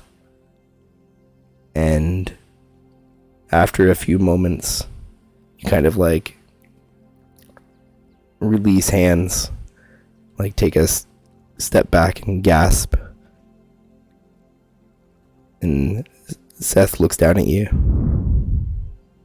Now you are on your true path. You will send many to their death. You will prevent and delay many others. But you will now do this in my name. Or kind of gives like a little bit of like a sinister like kind of smirk at feeling this new power in him, and just say, and kind of like he'll take a knee, Seth, and thank you for your gifts. Use them well. And you find yourself back on the ship. Excellent. I'm disappointed Seth didn't do the snake thing with his S's. I debated, but I opted for Well- not having my voice be totally gone. So when you're not sick, will he do the thing? We'll Yes. cutscene you, Kodo. When I'm not sick, I'll do the thing. So, Excellent.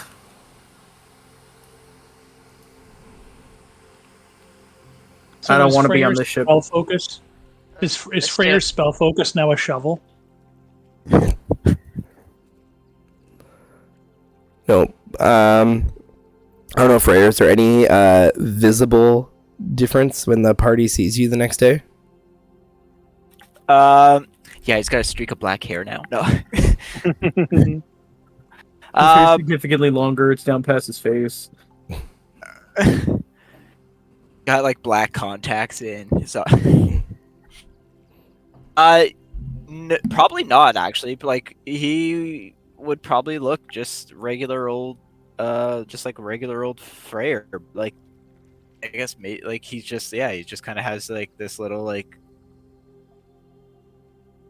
I guess he wouldn't always have the smirk on his face, but no, he would just look Freyr, kind of just general same old Freyr.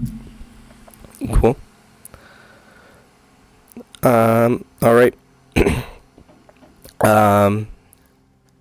Can someone roll for me a D100? Why are we rolling for Freyr's hotness? Yes. But also no. He's like lukewarm at best. He's alright. So, as you guys continue to progress through the travel days, days kind of blend together. It's very much the same routine. But about maybe 6 days or so into the journey, you guys especially you, Tooth, up in the crow's nest, see some weird kind of shapes on the horizon. The waves look off. Can I just retcon one tiny thing? Before Tooth goes up in the crow's nest, he might ask Thanwyn to get some kind of mental connection so he can relay stuff he sees down to Thanwyn like real time. If Thanwyn's up for that. Yeah, Thanwyn's down. Yeah, Thanwyn actually, yeah. Yeah, Thanwyn would agree that's a great idea. And that's it. 'Kay. But now I'll be up in the crow's nest. Yeah, so you, like I said, you notice some like odd shapes in the waves. Almost like there are waves, but they're not moving. Okay, I will relay that info.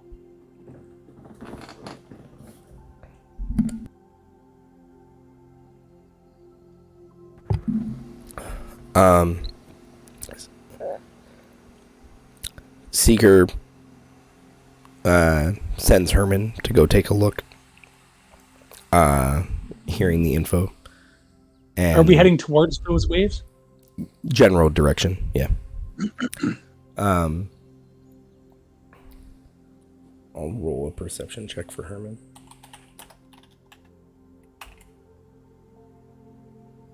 Herman has that. Advantage. Rolled 2 13s. Yeah, Herman's, even from his different vantage point, not much better than you, Tooth. But there definitely are what looks almost like waves on or on top of the water that aren't moving.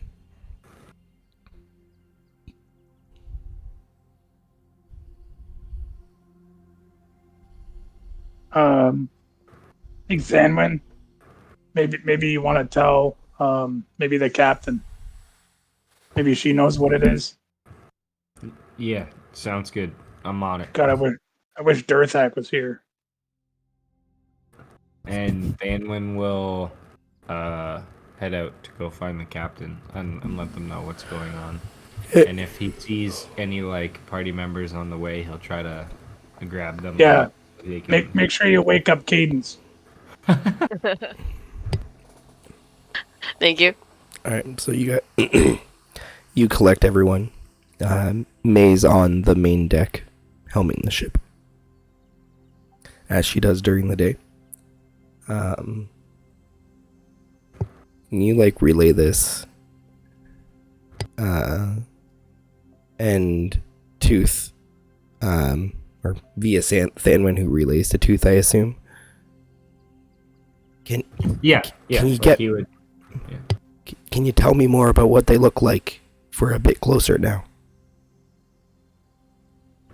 You want a Perception check from Tooth, yeah.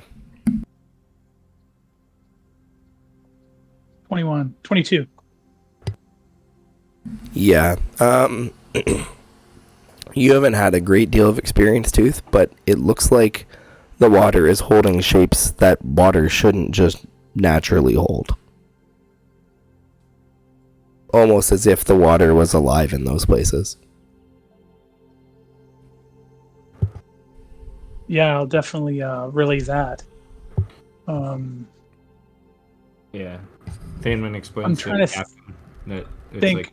Do- Did we have any contact with water elementals? I can't remember. Not in this I game. don't think so. Fire elementals No. is the only thing you've fought. Yeah, I think. but And not chrono water elementals. Yeah, but not water elementals. Darkwind had water. Yeah.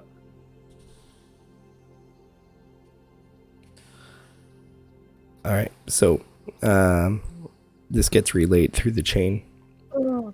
Yeah. How far do they... can we avoid them? I can't even tell the difference between a wave and what you're talking about now. And again, assuming that gets relayed back up. Tooth, it seems like there's like a large kind of like funnel that's almost like of these things. So they're kind of like either triangulating on our position, or we're just naturally heading towards them. Does it look like they're actively seeking us, or we're just going to happen to drift where they are? At this point, it doesn't look like they're moving. They seem to be stationary, but like,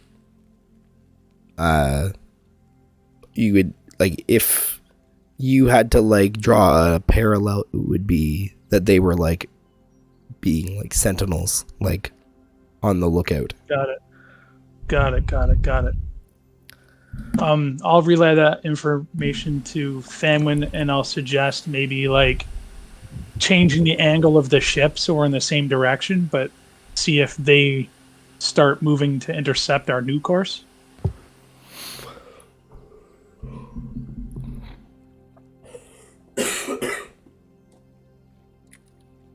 Yeah, Thanwyn explains that to the captain to try to help them create a new course as best as possible, or in an attempt to evade these things.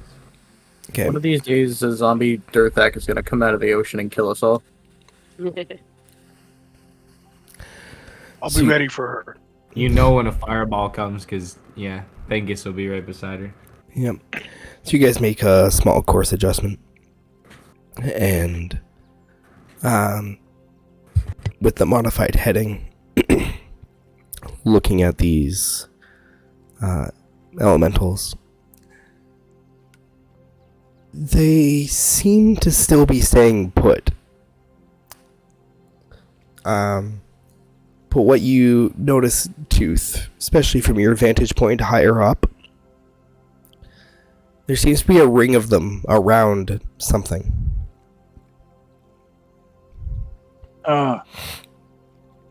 They're either guarding something, or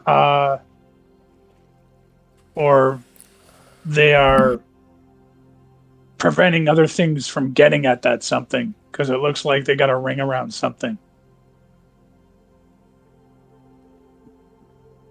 So I don't know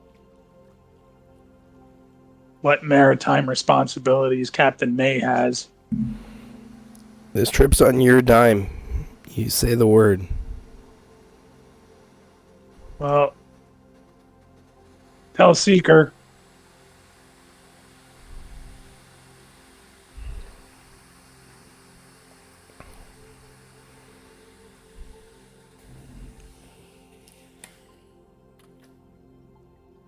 Sorry, did you say tell Seeker? Yeah, I said tell Seeker. Seeker just kind of shrugs, like, I don't know.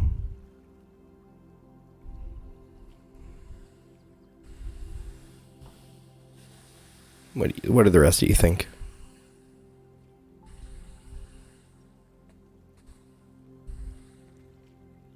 I'm curious about what's over there, but I don't want it up in the water again. We can just keep going. Can't be that bad. Can't be that good. How far away are we from the ring of elementals? Maybe like half a mile from the closest. And the ring they're covering seems to be maybe like a quarter mile. I have no idea yet what they seem to be guarding. I'll let you make either an investigation check or an arcana check. Okay. Investigation or arcana. The joke's on you, they're the same number. Yeah, I'll make an investigation check. Yep. They look like they're guarding water. Like that's the best water. They don't want anyone to have it. That's Someone may almost pee in that certainly it.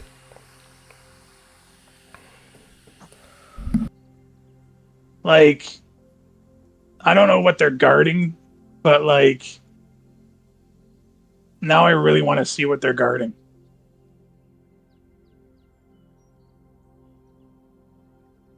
I mean, it's a ring of waves that aren't waves.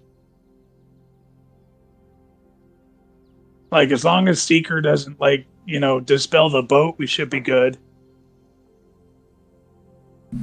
Seeker like grunts. Dude says we should check it out. Let's go do it. Actually, listening to the conversation and not fucking around with his character sheet, Freyr would have ritual cast like water walk, like as soon as the things came into like eye shot. It would just be like, yeah, we're gonna go ahead and start casting this because I have a feeling people might get wet. Okay. Who all gets that? Everybody every- but you because you have Death Ward. Right. If you need to exclude anybody, Freyr, Tooth has a swim speed. Everybody gets it. It's up to 10 characters. or Perfect. 10 willing. Give it to the creatures. So captain. Everybody gets it. And you got it for 1 hour, so enjoy. Awesome. So you would like me to head closer, then?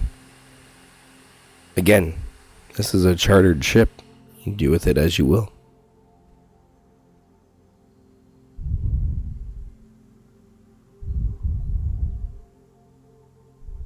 Yeah, let's get closer. All right. So, Captain May. He says to Thanwyn, who can decide whether or not to like relay the message. Dan would know relay it. Captain May adjusts course, heads a bit closer to the ring of elementals. You guys are now probably maybe a couple 100 yards from the outer ring. And you see now what is clearly a large water elemental kind of like perched on top of the ocean. Just like staring out towards out. Tooth, I'll let you roll another perception check from your vantage point being much closer. 12. Yeah, unfortunately you don't see a lot more from your current vantage point with a 12.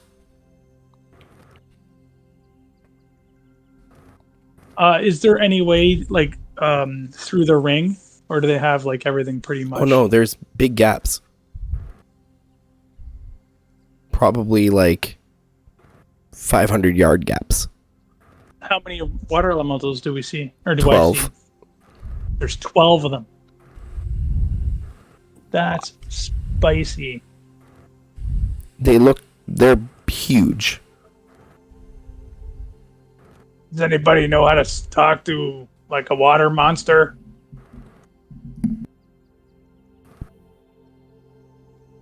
Nope. No one knows primordial. Fresh out.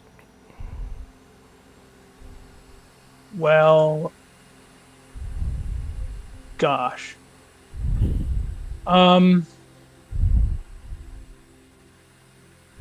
Yeah.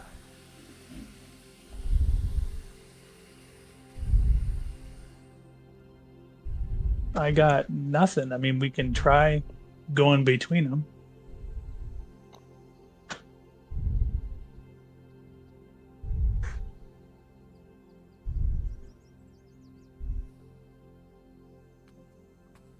Is that the play? Sorry. I mean, navigating between them? We can try going between them. What do you guys think? I feel like now that we've gotten closer, that's probably our only option. I don't think we probably can go around them now. Is that Could correct? we stop and talk to them? I guess nobody. We just figured out no one could talk to them, but maybe they could know common. Is that a thing for elementals? Roll an Arcana Well- check. Cadence? Oh dear.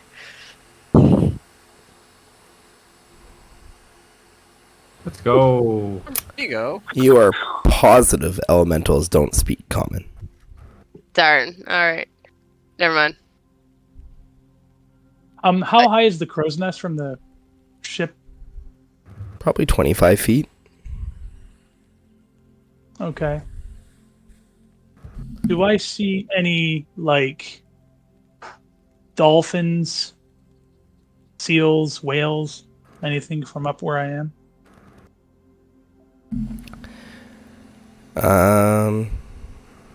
Okay, give me an investigation check because this is looking for something specific. Woo.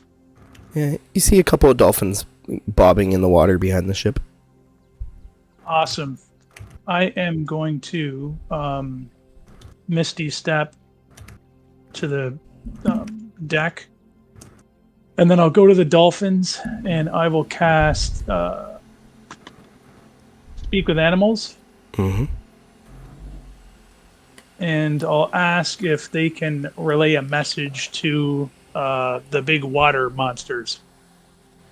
We're just a ship of land animals looking to see what's going on or if you need help. I'm hoping that the dolphins can speak to the water elementals. Let me find out. It's all I got. It's definitely no primordial. They're Well, most water creatures know Aquan, right? And Aquan is a dialect of Primordial. But all Tooth knows is that a dolphin's in the water and a water monster's made out of water. So naturally, they all speak the same language. Unfortunately, dolphins do not know Aquan. But the dolphin Well, that is the dolphin dumb. says Don't no t- problem. It will relay the message. how come they don't like they swim in schools? Like when they learn that? They speak dolphin. God. So the dolphin like chitters at you. You hear it say, I will tell them. Swims up. Perfect. Thank you. Don't worry, guys. I got this solved. Yep. It relays the message. You can actually hear it in the distance as it chitters at the base of one of these large elementals. See it swim away.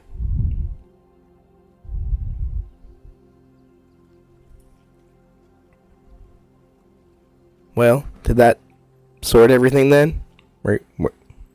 I go through. I go mean- around. I go back. You have lots of Hey, options Banman? here. Hey, Thamwin, can you do one of your mind mumbo jumbos and see if you can talk to them? It's worth a shot for sure. And Danwin focuses his mind and tries to, which with everyone's closest to him, tries to form a psionic whisper channel with one of them, and just introduces himself and asks if he can be understood. I understand. Danwin kind of like looks surprised for a second and kind of looks towards the party and like slowly nods, and he's like, it's working. It can understand me. What do we want to ask it? What it's doing, or if we can help. Okay. We don't mean it any harm. So Tanman Hopefully, they don't mean us any harm. focuses again. It's like, we're just passing through. We're apologies for getting too close. We're trying to figure out if anybody or anything needed help. But we're merely just trying to travel through. Is everything okay here? Do you need help at all? Is there anything we can do?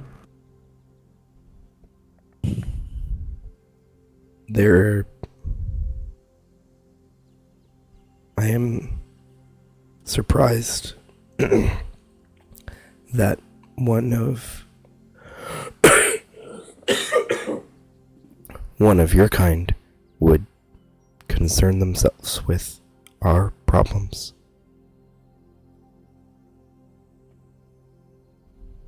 Kind of what our group does best. To be honest, we just like to help.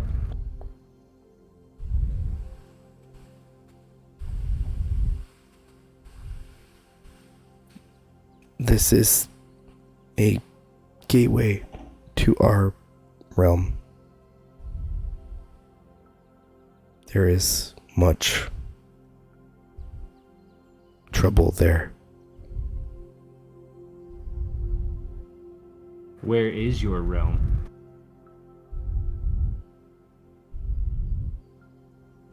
A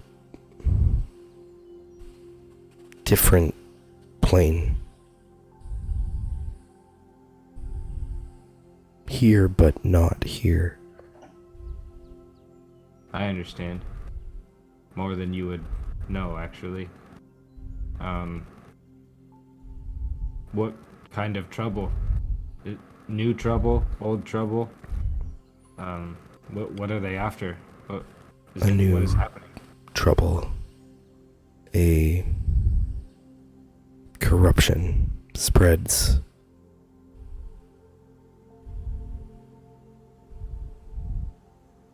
The seas of our realm twisted, changed, poisoned.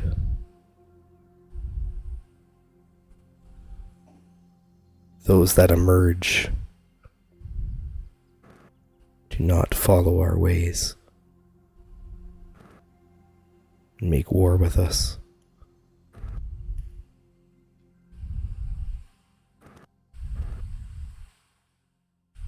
If we were to help you, how would we get to your plane? The portal is but below. That is why we are here. We guard its entry. That makes a lot of sense. Bear with me. I just need to consult with my group for a minute to see what help we can offer.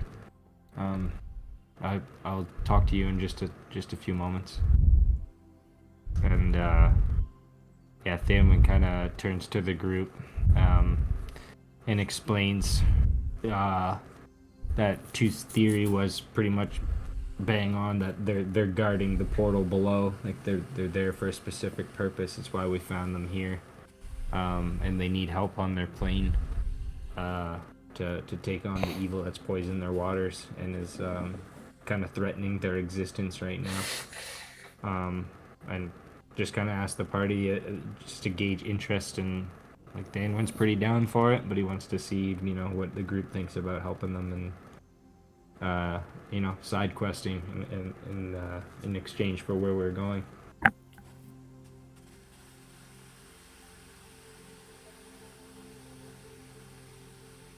Can we survive in their realm? I don't think any of us can breathe water. I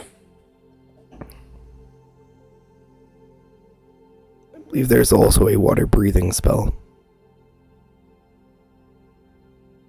I Just also don't think meta-wise. Is it concentration? How long can you survive underwater again?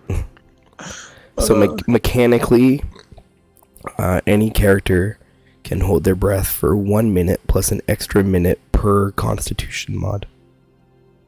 Look, as much as I want to help Neptulon, we already decided on killing Emo Darren. Yeah, I have no problem going and killing Darren. Okay. Even Freyr's like, I don't know breathe underwater spell, and I think we need to stay the course. We have much to do in our current mission. We mark this on our map and come back when we are looking for additional side quests. There seems to be some healthy skepticism in the chat. Look, after Thengus blew up because we took too long on the main quest, I don't trust anything anymore. Yeah, that's fair. Okay, so it seems pretty unanimous then. So it's Thanwyn will focus again, and connect back to this thing's mind. Yeah, tell him it's not them, it's us. We have to wash our hair. Yeah, So- Thanwyn just says, "I'll have my people call your people." No, I'm just kidding. Thanwyn just explains like, he tries to like explain Darren if this thing isn't familiar with that, and like kind of a brief summary of like the larger quest they're on and how they were already set out. And unfortunately it says that they have to let them down this time, but that we'll likely be traveling back through here at some point, or maybe even possibly soon on our return journey, and we'll try to get back here as soon as we can. But for now, Darren has to be taken out and is a priority. Our problems are not your problems. There is no shame in that.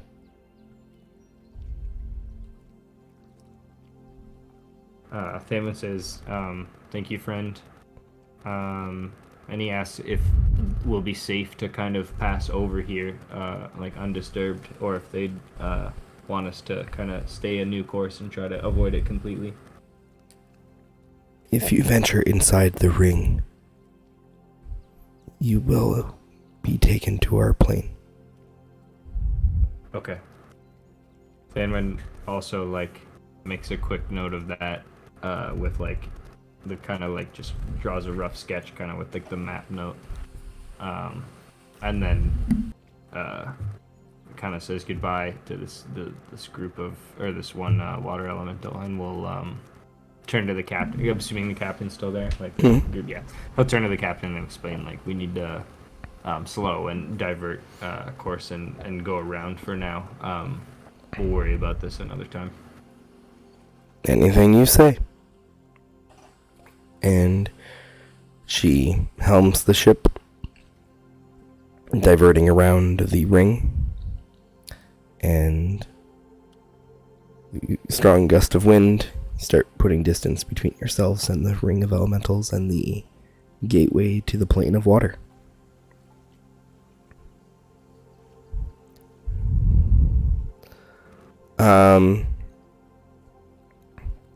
So I think what we're going to do,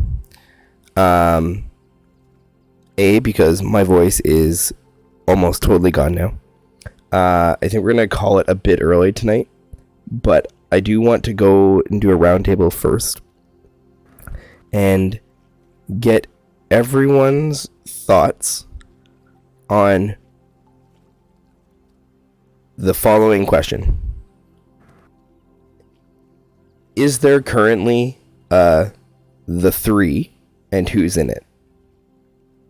That is the question. I'm going to go around the table, and we're going to start with Thanwyn.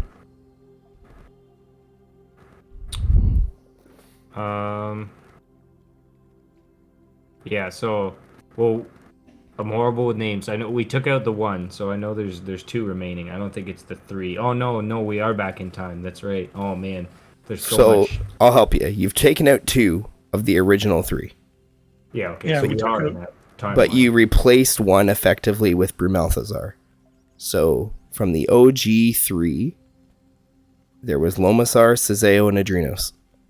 Adrenos is dead. Sazeo never existed. And I'm sorry. but you guys were led to believe that Brumalthazar has gone up in the ranks. So now it's Lomasar, Brumalthazar at least. And Brumalthazar is the one that's under Pomerty, right? That's what the current intel suggests. Okay. Kill the trees. So I guess The other one would be Sazeo? No. Yeah, I guess. Sazeo? She don't Zeo exist. doesn't exist. Chrome killed Avsel, who turned into Sazeo. Right.